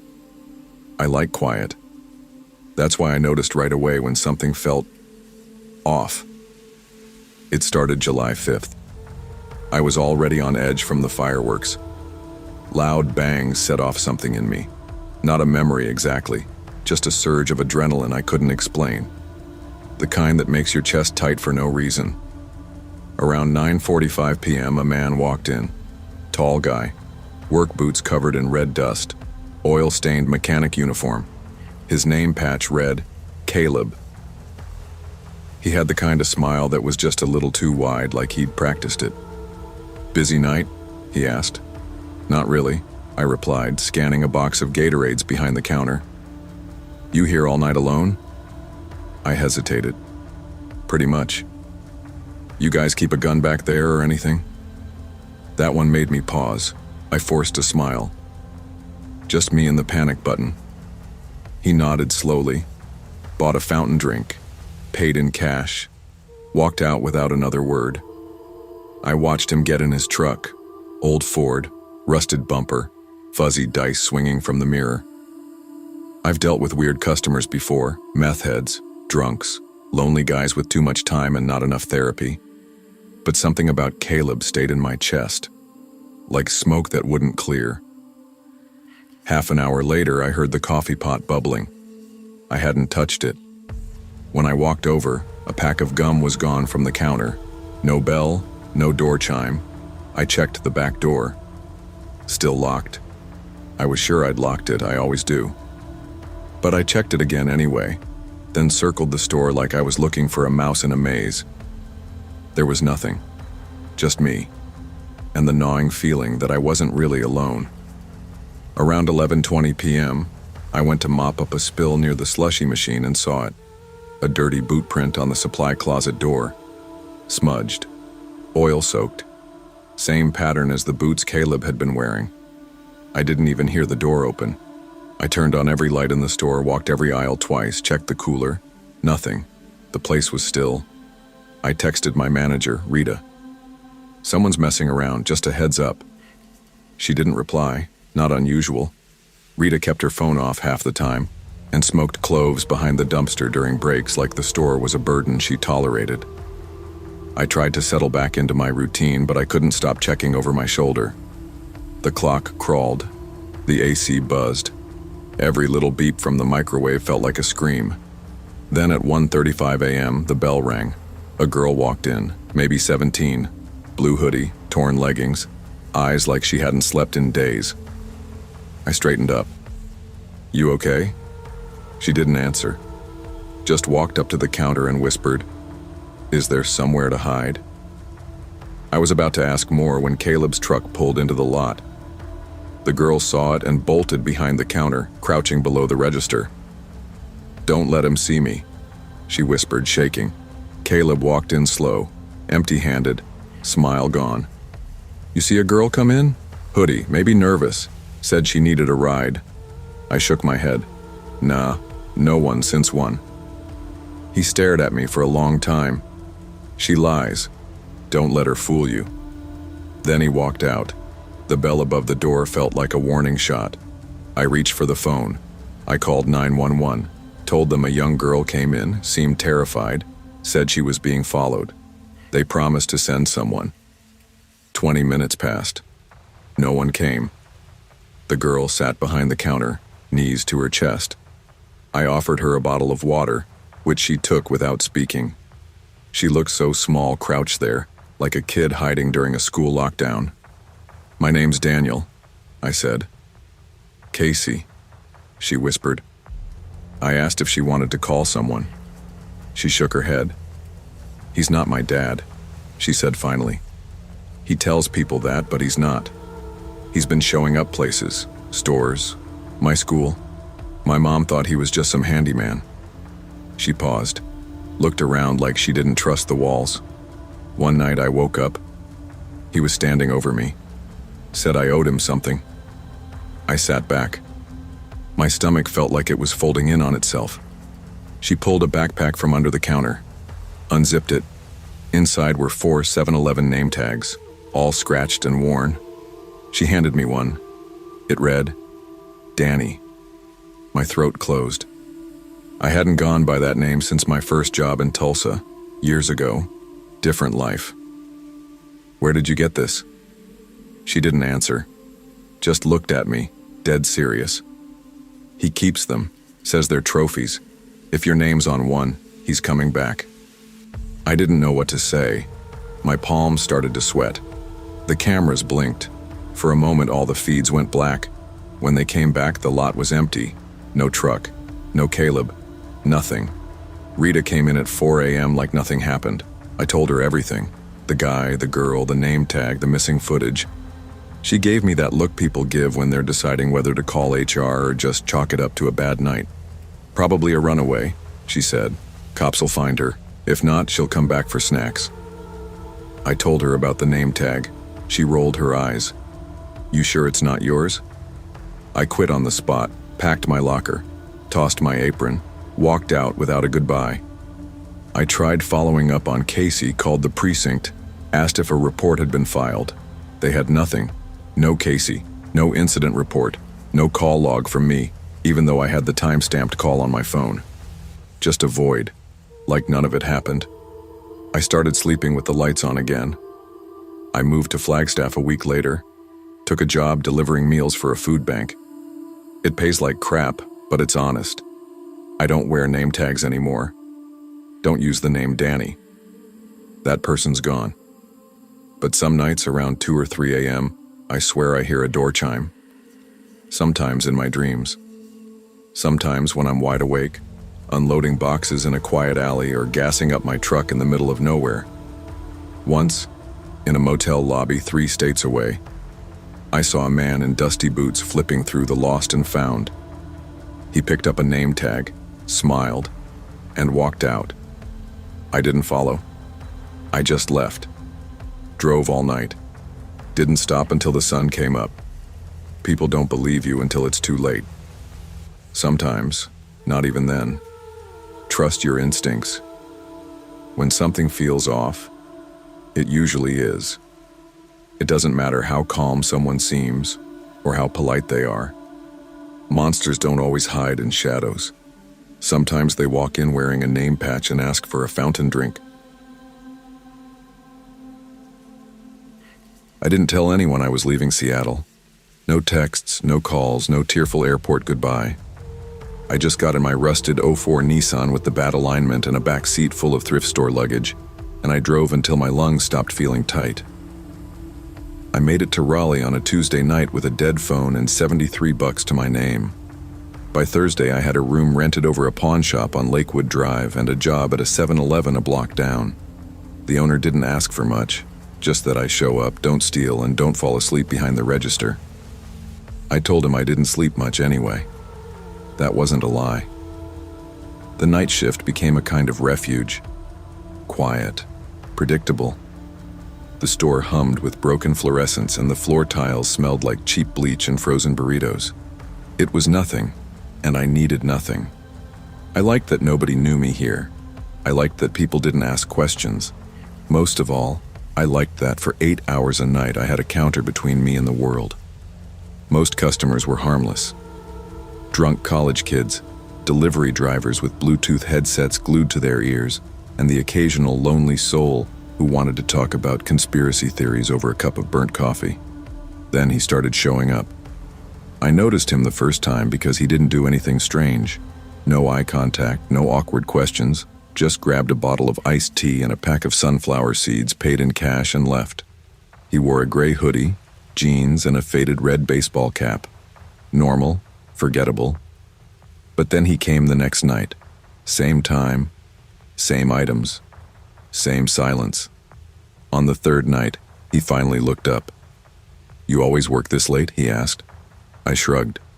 "Pays extra?" He smiled, just a little. "You must not sleep much." I didn't respond, Just rang him up and muttered, "Have a good one." "You too, Mara," he said as he walked out. That stopped me cold. My name wasn't on my tag. Hasn't been since I started.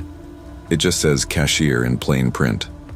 I remember because I peeled the sticker off myself after my second shift. I didn't say anything. Maybe he overheard someone.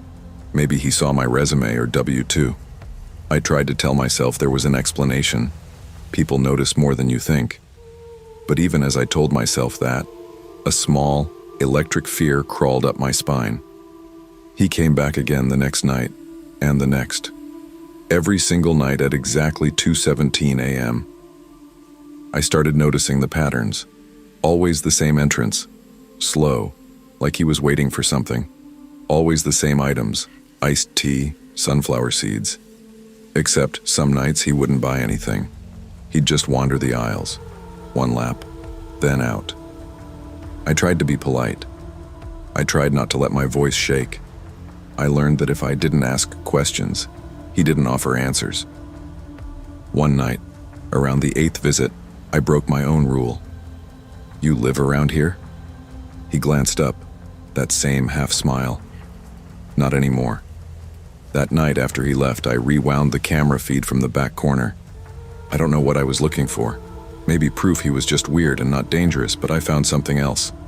He vanished, literally. Between camera angles, he just disappeared for about 8 minutes. Then he came back into view, walking from the back stockroom, which should have been locked. I ran back and checked.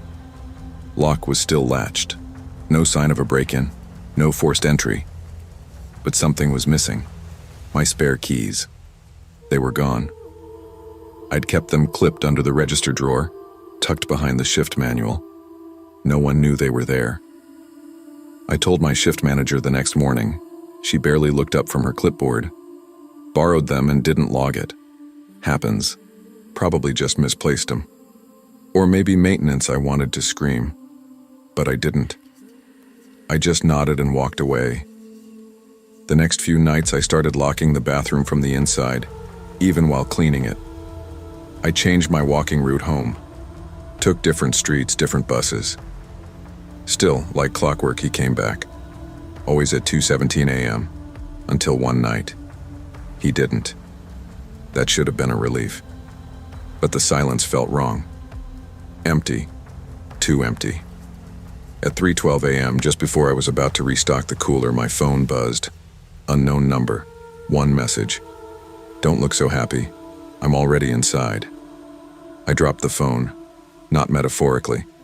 I literally dropped it. It skidded across the tile and hit the fridge door. My heart thudded so hard I could hear it in my ears. That message, 10 words, 10 ice-cold words that landed like a whisper against my spine. I forced myself to breathe. Looked up. Nothing out of place. The store was empty, but it didn't feel empty. I locked the stockroom first. Deadbolt turned, handle jammed. Then I checked the back door, still secure. Nothing broken, no alarm triggered. Everything looked the same, but it didn't feel the same. Something was off. I stood behind the register, trying not to panic. I picked up my phone, hands shaking, and hit 911. No signal. Not low signal. Not 1 bar. No service. The little red X blinked in the corner like it was laughing at me. I tried turning the phone off and back on. Nothing. I looked at the security screen next, hoping maybe the cameras could show me what I couldn't see. I flipped through the feeds. Aisle 1, empty. Aisle 2, empty. Back cooler, nothing. Bathroom hall, dark. Then I saw it. Feed 4, top shelf of the cleaning supply aisle. Tucked behind a row of detergent boxes was a red baseball cap. I hadn't seen it there earlier. I would have noticed. I cleaned that shelf just after midnight, but there it was, sitting like it had always belonged there. I grabbed the fire axe from the emergency box mounted by the cooler. I'd never touched it before. I remember wondering if it was even real. Some stores keep the box for show, the way restaurants frame fake fire plants. But it was real. Heavy. Cold. I stood there, axe in both hands, heart going 90 beats a minute, and I waited. No sound, no footsteps. Just the buzz of the soda machine and the click of the cooler fan. I didn't wait long. The vent above aisle 3 made a soft clink, just once, like metal shifting against metal, like something being unscrewed. I didn't think. I ran, straight for the emergency exit. Alarm blared the second I shoved the door open. I didn't care. I flew across the lot barefoot, left my shoes behind the counter, pounded on the glass of the subway next door until one of the guys cleaning the slicers let me in. He looked at me like I was crazy. I felt crazy. The police showed up 20 minutes later. They searched the 7-Eleven top to bottom. Nothing. Not a footprint, not a fingerprint, nothing out of place. But when they checked the security feed, those same cameras I'd watched just minutes before, they told me the footage was corrupted. Said the feed froze from 2:11 to 3:34 a.m., an entire blackout, clean. They said maybe it was a system bug, maybe a storm interference. There hadn't been a storm. I told them about the hat. They didn't find it. I told them about the message. By the time I showed them my phone, the message was gone. No record. No log of an unknown number. Just an empty inbox and a full dose of humiliation. They left. Told me to lock the doors early if I felt unsafe. I didn't go back to that store, not even to collect my last check. I moved 2 weeks later, didn't give notice. Just packed my suitcase, changed my number, and took a bus 2 towns over. Found a room above a dry cleaner and took a job restocking shelves at a 24-hour pharmacy. Day shifts only. I thought that was the end of it. But then the flowers started. At first, it didn't seem related. A bouquet of lilies left outside my door in a plain black vase. No note. No card. I assumed it was a mistake. Maybe for the tenant before me. I left them out on the curb. Then it happened again. Different flowers. Roses this time. Delivered in the middle of the night. Always placed directly in front of my door. No footsteps in the hall, no camera footage. Just there. I found out later that 3 other women working night shifts at nearby 7-Elevens got the same deliveries. One of them had her apartment broken into. Nothing stolen, just her spare keys missing. Another was found unconscious in her hallway. No signs of struggle, but her phone was flushed down the toilet. None of us got answers. The police reports went nowhere. Surveillance cameras were always either disabled, corrupted, or under maintenance at the time of the incidents. We weren't believed. One manager told a reporter we were just spreading rumors. But we knew. Whatever he was still watching. I started using a burner phone, one that I keep off unless I need it. I changed my name on every online account, moved again, didn't leave a forwarding address, and still, some nights, at exactly 2:17 a.m., the doorbell rings once. Just once. When I check the peephole, nothing. No one on the stairs. No shadows in the hall. But always, a bottle of iced tea sitting on the doormat. Same brand. Same condensation beating down the side. Unopened. Waiting. I don't touch it. I don't sleep after those nights either. You want to know what haunts me most? It's not the message. Not the flowers. Not even the red cap behind the detergent boxes. It's the way he said my name that first time. So casually. Like he'd always known it. Like he was just waiting for me to remember his face. I don't leave the iced tea there anymore. The first few times I just stared at it through the peephole until sunrise. Then I started kicking it down the stairs, hard, sending it bouncing off the walls into the street. I once left it sitting on the steps to see if anyone came back for it. They never did. It's always fresh, always cold, like someone places it just minutes before I wake up, or just before the bell rings. I don't have a doorbell, that's the worst part. My building doesn't have one. It's an old place converted from a row house into split rentals. The buzzer panel's broken and the mail slots jammed shut. But at 2:17 a.m., the chime always comes. Clear, metallic, unmistakable. Like an old school bell or the one above the 7-Eleven door. That sound is inside me now. etched into my nerves. I hear it sometimes in my dreams. Not loud, not even alarming. Just there, like a presence watching from the end of a long hallway. I keep moving. I don't stay anywhere more than 6 months now. I work cash jobs when I can get them. Nothing with name tags. Nothing overnight. I live quiet. I stay offline. But this thing, whatever it is, doesn't forget. Last month I was working at a thrift store 2 towns west of Raleigh. Day shifts only, sorting old clothes, cleaning donated toys. I liked it. No cameras, no late hours, no creeps. Just old ladies arguing about VHS tapes and volunteers sorting through bags of junk. Then a donation came in, a big cardboard box. No return label, no donor info. Inside were clothes, mostly old uniforms, a Domino's shirt, a hospital scrub top, a Walmart vest, and a gray 7-Eleven hoodie, folded neatly on top. No tag, just a patch where one used to be. The stitching outline still visible, the threads still shaped like my name. Mara. I quit that same afternoon, packed a duffel bag, left town by nightfall. I didn't even stop to lock the door behind me. Now I rent a room from a retired couple who run a nursery out in a small North Carolina town no one's ever heard of. Cash only, no lease, no questions. They think I'm from Oregon, I didn't correct them. Every night I sleep with a hammer under my pillow. A real one, steel head, claw end sharp. I keep the window shut even in summer, no matter how hot it gets. Sometimes I wonder if I'm paranoid, if I broke something in myself during that year I spent running. I don't trust shadows anymore. I don't trust quiet. I flinch at things other people don't even hear. But then last week I found a flower on the windowsill, a lily, not in a vase, just the bloom. Fresh, placed on the outside of the glass. I never told anyone where I moved, never gave the new address to a soul. And when I went to bed that night at 2:17 a.m., the wind chime outside the nursery shop clinked once, just once, not a breeze in sight. You can run from the past, you can change your name, your job, your hair, your city, but what's watching you, what truly knows you, doesn't need a map to find its way back. Evil doesn't always come in the form of monsters or killers. Sometimes it's quieter, it watches, it waits, it learns your patterns, it doesn't chase you down screaming, it lets you settle. Then knocks once at 2:17 a.m. We live in a world that tells women not to overreact, not to jump to conclusions, not to make noise when something doesn't feel right. But the moment you doubt your own fear, that's the moment something slips through the cracks.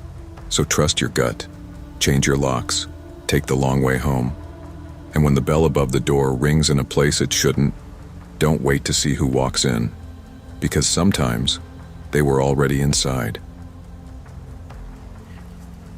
I never imagined I'd work at a gas station again, especially not one with fluorescent lights and endless rows of Slurpee machines. But after everything in 2020, discovering my ex was siphoning money from my bank accounts, finding hidden cameras in the bathroom vents of our apartment, I swore I'd never go back. Then custody court costs hit, lawyer fees stacked up, and suddenly I needed a job, fast.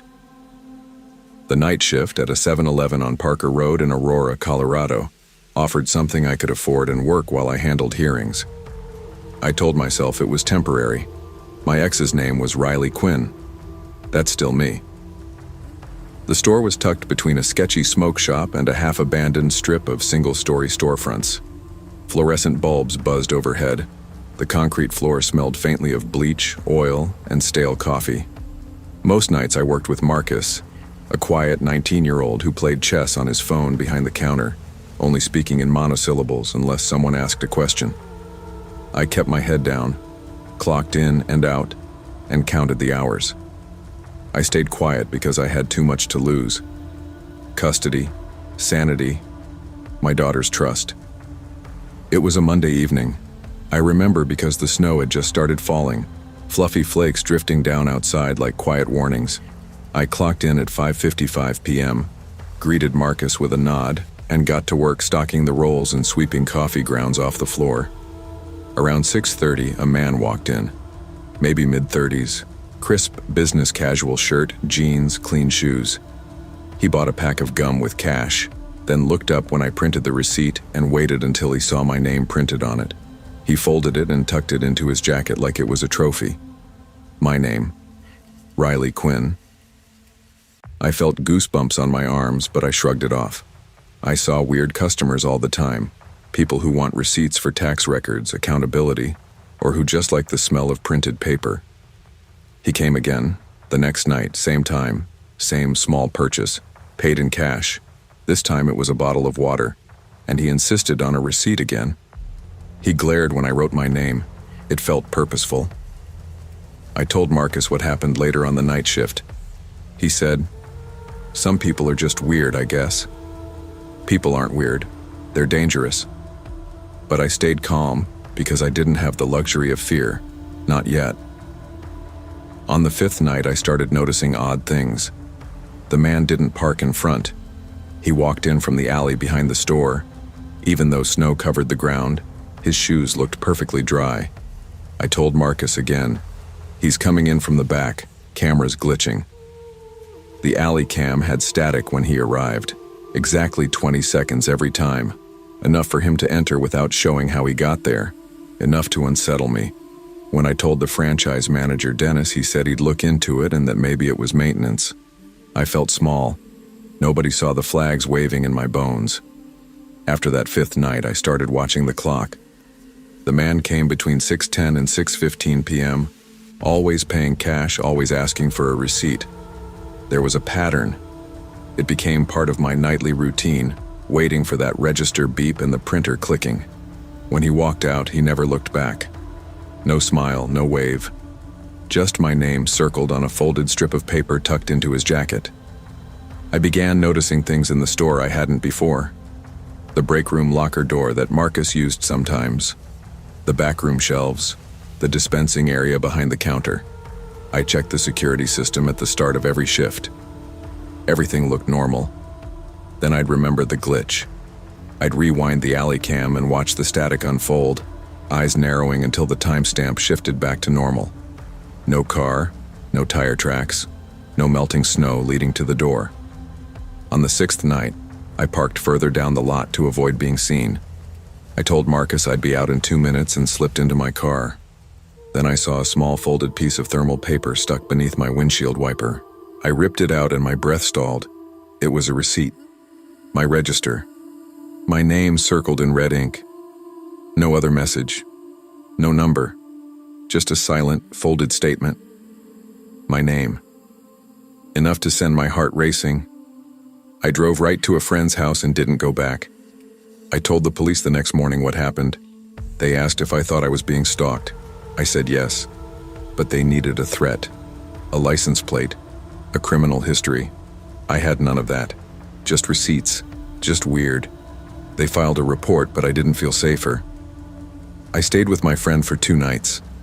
When I returned, the store felt like a trap. I walked in. My aprons were folded in the locker. My shifts were logged. Everything looked normal. But I didn't stay. 3 nights later, I returned to work. Walking into the store felt like stepping through glass. The lights flickered overhead and the coffee grinder droned behind me. I saw Marcus behind the counter, looking shell-shocked but not saying anything. His phone sat untouched on the countertop as if he'd been frozen mid-text. I texted him, "Marcus, everything okay?" The message never delivered. Phone rang. Went to voicemail. I knocked on the break room locker door. It swung open. Instead of his apron or lunchbox, it was stuffed with hundreds of receipts, each printed with my name. Different timestamps, some from shifts I wasn't working, some at times the register wasn't even active. And at the bottom, scribbled in shaky all caps, one name, one shift, one witness. Every paper felt like a beating heartbeat in my palm. The receipts smelled like fresh thermal ink and dread. I backed away, dropped them into my locker, and called 911 again. This time I demanded it was stalking. An officer came out. They took photos, bagged the receipts as evidence, interviewed me into dawn. But Marcus, he was gone. His phone pinged last near an abandoned laundromat a mile from the store. His sneakers found, size 10, muddy, by a drainage pipe. He'd vanished. I stayed at the station as long as I could before calling my friend to pick me up. I signed out for the night, left behind my apron and my locker key. I quit that same evening, grabbed coffee on my way out of Aurora, but didn't stop. Headed north to Utah, to somewhere I could breathe again. I told no one where I went. I changed my phone number, haven't checked social media in months. Starting over in Utah meant doing things on my terms. I rented a small room above a laundromat next to a diner, cash only, no lease. I took a part-time job shelving books at a community library. Quiet, safe, no name tags, no receipts, no strangers paying cash and staring at the ink. I told myself I was out, that I was free, until the first delivery arrived. A plain white envelope slid under my apartment door. Inside, a 7-Eleven receipt. My name printed. Date, a day I was outside town. Time, 8:43 p.m. Nothing else. No code, no note. My pulse thundered. I told myself maybe it was a mail mix-up. Then 3 more came. Each left silently at night. When I picked them up, the thermal paper crackled in my hand. Same store, same printed name. I researched online. Found 3 other former 7-Eleven night shift women working in nearby states. All reported deliveries of anonymous flower bouquets or receipts. One had her apartment broken into with nothing taken but her spare keys missing. Another was found unconscious in her parking lot. No phone, no wallet, no memory. All camera systems were mysteriously disabled that night. No resolution. I tried going to police here. They filed new reports, matched details to Aurora, but without physical threat or identity, they said they were limited. I stayed on edge. I started sleeping with my phone in my hand even when it was off. I kept the library job but only worked early mornings. I stopped socializing. I changed my routines completely. Now months later, I still leave carefully. I rent through a friend of a friend. I pay cash. I don't register anything in my name. I still receive receipts. Not every night, not same store, different times, different brands, but always a store receipt, always my name printed, always blank beyond that. Each one is a reminder. You served me well. I carry a small notebook where I log them. I keep them in envelopes labeled by date. I scan them with my phone, archive them in cloud drives. I'm the one who has to keep creating evidence if anything happens. I keep pacing through town, watching my back, letting the wind whisper without trusting its breeze. I don't say his name. I don't know it. Maybe the man in business casual bought gum as a ritual. Maybe Marcus encountered him again. Maybe the receipts weren't meant for me, but someone else took over. I don't know. I can't prove it. The receipt printer at that store still works. I know, because I pulled inventory with Dennis's assistant once. He had me check the printer paper. I saw the exact model, but no one can confirm what prints after hours. I sometimes go days without fear, and then I get a receipt slipped under the door at 2:43 a.m., and my breath stops. And I realize he's still collecting. I don't want to keep moving forever. I don't want to stop trusting people or parks or late-night streets, but I will, until the receipts stop. Fear isn't always loud. Sometimes it's printed on thermal paper, circled in red ink, slipped silently at night, not demanding anything but your attention. If you sense someone paying too close attention to details, ordinary people don't call out, take it seriously. Trust the holes in what you see, the glitches in camera feeds, the missing keys, the small rituals. Document everything. Save the proof. Even if it seems minor today, it may mean survival tomorrow. And never let anyone tell you you're overreacting. Sometimes the things that seem like small ghosts turn out to be very real threats in disguise. Your intuition is not paranoia. It's your first line of defense. There are things about yourself you learn only after you break. For me, it happened in the middle of a Ross Dress for Less, standing between 2 racks of clearance coats. I was holding a blue sweater I didn't need. It was a Wednesday afternoon. Holiday music was playing overhead. Then the walls narrowed, the air folded in, and I was on the floor, knees to my chest, hands over my ears, sobbing into a hoodie that still had the tag on. No one stopped. Not really. A woman glanced at me, then turned around like I was part of the clutter. I remember one kid whispered, "Is she okay?" And his mom pulled him away like I was contagious. They called someone, I guess. An ambulance came. The ER said panic attack. My doctor said social anxiety. My therapist said I needed a pattern, something familiar. You can't heal from the world by avoiding it. Start small, safe, repetitive. That's how I found 7-Eleven. It was just 4 blocks from my apartment in Sacramento. Clean enough, bright enough, predictable. The hum of the refrigerator soothed me more than anything else. Every evening around 7:15 I'd walk there, buy aloe water, sometimes a protein bar, sometimes nothing. I'd linger in aisle 3 and look at the same gum packs, letting the buzz of electricity remind me that I was still here, still functioning. It wasn't glamorous, but it was peace. I didn't need to talk to anyone, and that made it perfect. Until one night I heard, "You always buy that same drink." I turned. There was a man behind the counter, short beard, soft eyes, late 30s. His name tag said Greg. He had a smile that looked practiced, like he used it to calm people down. "It's calming," I said before I could overthink it. "Routine helps." He nodded like he understood. "I get that." It was the first conversation I'd had with a stranger in weeks. Greg was just there one night, like he'd always been part of the building. The next night he waved at me when I walked in. The night after that, he slid me a free muffin and said, "You look like you could use a little sugar." I laughed. It felt strange to laugh with someone whose last name I didn't know. But something about him was gentle, like he'd been through something too. Over time, he became part of my routine. He didn't pry, not at first. Mostly he made small talk while I paid. Once he asked if I liked journaling. I said I used to. The next night he handed me a tiny leather notebook. "For thoughts that feel too heavy," he said. I thanked him. I didn't open it, not right away, but I kept it in my backpack like a lucky charm. A few nights later, his questions started shifting. "You live around here, right?"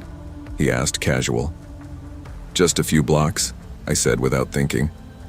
"You ever come in earlier in the day?" "No, just evenings," I answered.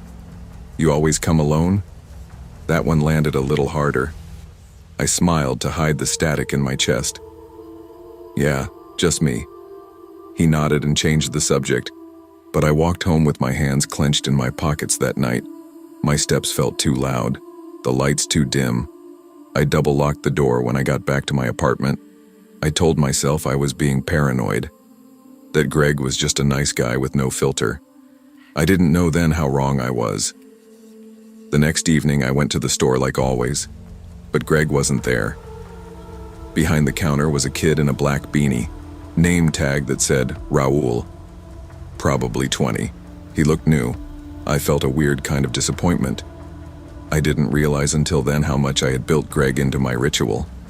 I bought my aloe water and stood awkwardly at the counter. I finally asked, "Hey, where's Greg?" Raul blinked. "Who?"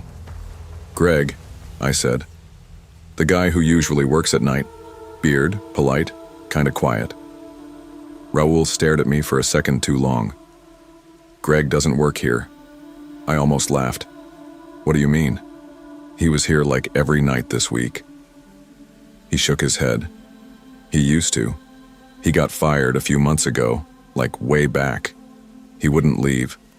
Just kept showing up, standing behind the counter. Took his name tag when they let him go. Management had to change the lock code."